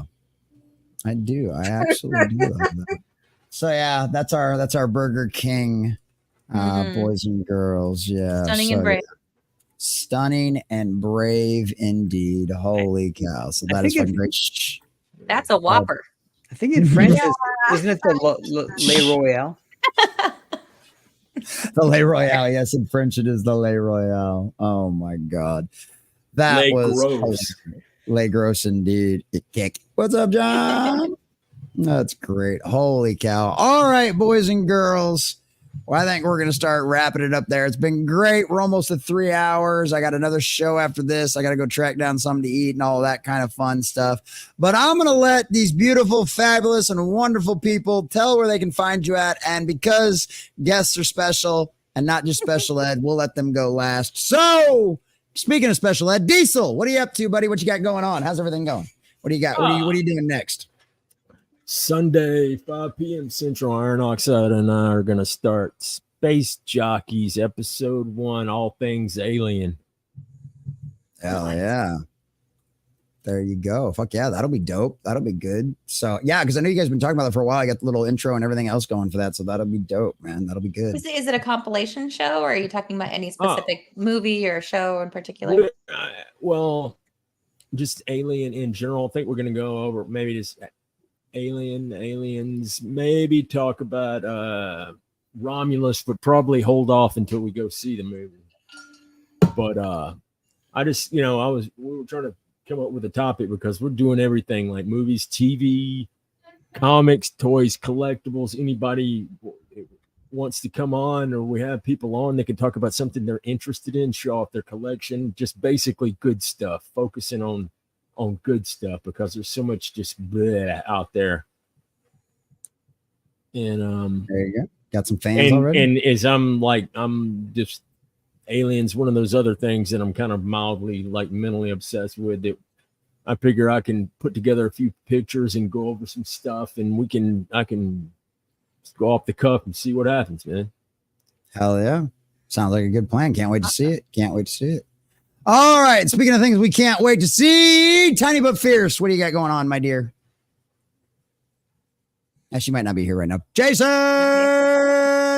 So we'll give you sloppy seconds. What's up, buddy? Absolutely. As usual, I'm working on Jupiter issue 2. Jupiter issue 1 is in demand on Fun My Comics and Indiegogo. I am making the rounds because I'm trying to get this bad boy to 10,000, 10K. We're approaching 9,300. So I keep plugging away, and I expect Jupiter issue 2 to launch sometime after the beginning of the year. And everybody, do whatever you can to send good vibes and draw attention to what's happening in Venezuela. The people in Venezuela are trying to vote out Marxist-Leninism, and they're in the fight of their lives right now. So you can't go down there and help them directly, but whatever you can do to draw attention to it by signal boosting and making sure that you troll the commies, all of that on the margin will help make a difference. And for those youngsters out there that might be watching this is an example of how you can vote for socialism, but they won't let you vote it out. So stay tuned for what's going to happen. Have a great week, everybody. It was great hanging out with everybody. Had a good time. Yeah. Glad you were here, Jason. And you're welcome, future boy. You're welcome. So they've been playing Warhammer Gladius for 2 months now. It's your fault. You're welcome. You're welcome, my friend. You're welcome. Tiny but Fierce, my dear. I hear you're back. What do you got going on? Sorry, the neighbors came over, and I didn't think you wanted to hear them talking over me. So you're good, my dear. Well, I'm here with you every Wednesday, if I can make it at all possible. Tuesdays and Saturdays, I'm generally on with MSK. The third Sunday of every month, I am on with Maxi Dame, and we do Star Trek Next Generation retrospectives. We recently talked about a really cool idea for a really interesting episode. So get ready. That's awesome. Prepare yourself to be third Sunday every month. And this Saturday, I will also be on with Nate for episode 3 of our D&D game that we've started. That's Journey, Curse of Lestrade. We're in Bavaria. Not Bavaria. Whatever, but something really creepy place. And I believe actually Toasty is setting up a girls chit chat and chill or something similar for having a lot of the ladies come on and do a version of the like Friday Night Tights, or a version of The View that isn't really psychotic. Kind of nice. keep out your eyes open for Mondays for having some cool and interesting girl talk live streams. I think that's everything. And if I miss anything, I'm really sorry. You did great. Busy little bee over there. Well, speaking of busy bees, who's getting back into the swing of things? Moxie Dame, dear sweet Jess, what do you got going on, my dear? Getting back into streaming regularly. I have a Monday night show at 11 p.m. Eastern, covering recent stuff, goofy stuff, cringy stuff. I have a good time. I like to have guests on, so this fine gentleman will be joining me in a couple of weeks. This coming week, I have Brian Kropner of the Gossicles, and also Gasoline Invertebrate, a canceled member of society, and I contributed toward that just by having him on my show. So that's cool. So he's a good time. He's a total nerd. I think you guys would love him if you guys were ever interested in inviting him on. He has an excellent figurine collection. He's deep in the nerdosphere. So stay tuned for that on Monday. Otherwise, we do the third Sunday, and sporadically I do a Twilight Zone retrospect with House of Flux. And then I'm popping in and around all other people's shows. But yeah, that's what I have going on for now. I'm working on an idea for a Thursday night stream. So I'm trying to get back out there. Oh, yeah. Well, good. Well, I'm glad you're getting back out there. I'm glad you're doing things. I'm glad you were able to come on tonight. Can't wait to be on your show. We'll definitely have to have you back here on the Wednesday night show again, too, because this was a blast, especially once we got you spun up about a little Doctor Who. It's like, oh, look, there she goes. There she goes. There she goes. We'll get her going. Sometimes. Right. Just thought sometimes. It's great. I love it. I love it. So yeah, go follow Moxie on all of those wonderful things out there. We absolutely love it. And yeah, Roy Rat, good to see you, buddy. Roy Rat, good to see you. Twilight Zone, have to go through your channel. See, look at that. There you go. Hell yeah, John. Hell yeah. So all right, boys and girls, you know who I am. If you're not, this is Jesse with the Common Nerd. I do pop culture and all things nerdy through a common sense lens. I do a Monday through Friday, 11 a.m. live stream, Central Standard Time. All of those are available over there exclusively on Rumble. I unlist all of those over here on YouTube. But you can see all of those on that Monday through Friday. Obviously, we're here on Winding Down Wednesdays at 6 p.m. Central Standard Time here in a little bit. And I'm actually going to raid over on Rumble because I can't raid over on YouTube because Shags doesn't have his stuff unlocked. It would be all for you. Lock it down. So I can't raid Shags on YouTube. But here in about 30 minutes, I will be over on the Midweek Hump. It will be our very last episode of the Midweek Hump. So come check it out tonight. Come send us off. Tomorrow I'll be live again for the morning prep. Friday, we have $5 Fridays, which is a show where you get to control how long Common Nerd's ass stays in this chair. Our record is 2 a.m., I believe. Our record is 2 a.m. The show starts at 11 a.m. They've had me into the chair all the way until 2 a.m. So yeah, I don't think we'll ever hit a 24-hour stream, but who knows? We'll see what happens. Yeah, so come check us out on $5 Fridays for that. Saturday, I might be over on Vets Talk. It just depends on if Adam's up to having a stream or not. Sundays, 2 p.m. Bible study. We're going through 2 Kings right now, having a lot of time seeing the cycle of their culture really reflect the cycle of our culture. It's kind of weird how that works. Almost like history will just repeat itself. It also rhymes. Also, 7 p.m. Central Standard Time, our When Who Was Good review. Sunker Maiden, Mr. Grant Gregory, and I all sit down and review When Who Was Good. We're going to wrap up. I'd imagine, I haven't looked at the results of the poll yet, but it's in the Discord. You still have the chance to vote. We are either going to drag David Tennant's ending out for a little bit longer, or we're just going to finish him off real quick and do all 3 of his last episodes this Sunday night. So go join the Discord, go vote in that poll if you're interested in coming and watching the Doctor Who stream, and all of that kind of stuff. Decide what we do with that. And then other than that, I'll be back at it. I got a bunch of videos. We're like, 23 away from 1,000 subscribers. Go share all this stuff out. Go watch the videos. Go leave comments. Go hit the like button. Push all this shit out in the algorithm. I dropped 2 more videos this afternoon, so go check those out and let's see what happens. Let's see if we can get that before midnight. Get that before the end of July. So yes, I appreciate all of you guys. Yes, peace out, you hard R's. Absolutely. So thank you, boys and girls, so very much for being here. Shout out to all of you beautiful folks out there in the chat. And of course, to my wonderful panelists and co-hosts. I could not do this without every single one of you. You guys make this so much fun. So this is Jesse with the Common Nerd. I bring you pop culture and all things nerdy through a common sense lens. Thanks for watching. Have a good night. God bless. I love you all and enjoy the updated credits. Although no, I got to update them again. Thanks, Clay Thomas. In the